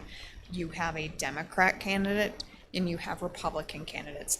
So unless you are registered in the county clerk's office and the voting registrars, that is a Republican voter or a Democrat voter. No, you're what? So can you hear me at this? No. Okay, the Democrat is an open ballot. Democrat is an open ballot. Republicans closed, it's a closed primary. Republicans is a closed primary. Unaffiliated, you'll still have the opportunity to vote. Oh, there it is. You'll Thank have you, the Jeremy. opportunity to vote in the general, but you will not be able to vote in the primary because it is closed unless you want to affiliate with the Democrat Party, and then you can vote because theirs is open. But if you want to remain unaffiliated, you will still have an opportunity to vote in the general election. Correct, which you'll have an opportunity to vote in the general period. Yes. It's just if you did not receive a mail-in ballot, it's because we have a Republican primary and you are not. And come in and talk to us. We'll pull it up. We'll see where you're at. We'll help you out. Okay, thank you. Do you want me to speak to the planning commission? Sure. Thing really quick. So, Commissioner Nickerson, if you look at 17-79-301, it says, except as provided in subsection 1B, each county shall enact an ordinance establishing a countywide planning commission for the unincorporated areas of the county not within a planning advisory area. Under 1B, it says that you don't have to establish a countywide one if all of the county is in a municipality, a planning advisory committee, each with a separate planning commission and mountainous planning districts. If you establish a mountainous planning district, then you establish a planning commission for that district. And so there is just one for the entire county unless you're setting up a mountainous planning district or one or more planning advisory areas. And each of those would have their own separate planning commission. That would make sense why Summit has one. So it is possible, but it's only if you set up those other types.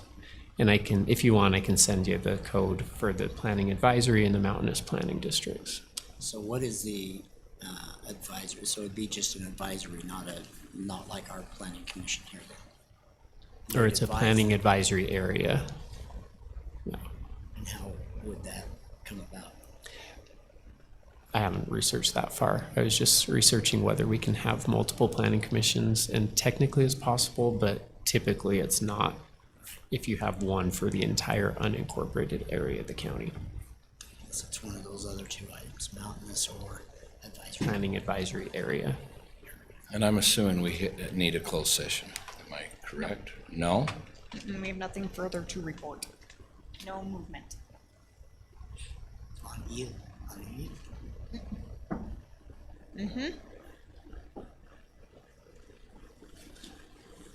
It also is most people's mid end of year, so they're probably waiting for the next budget.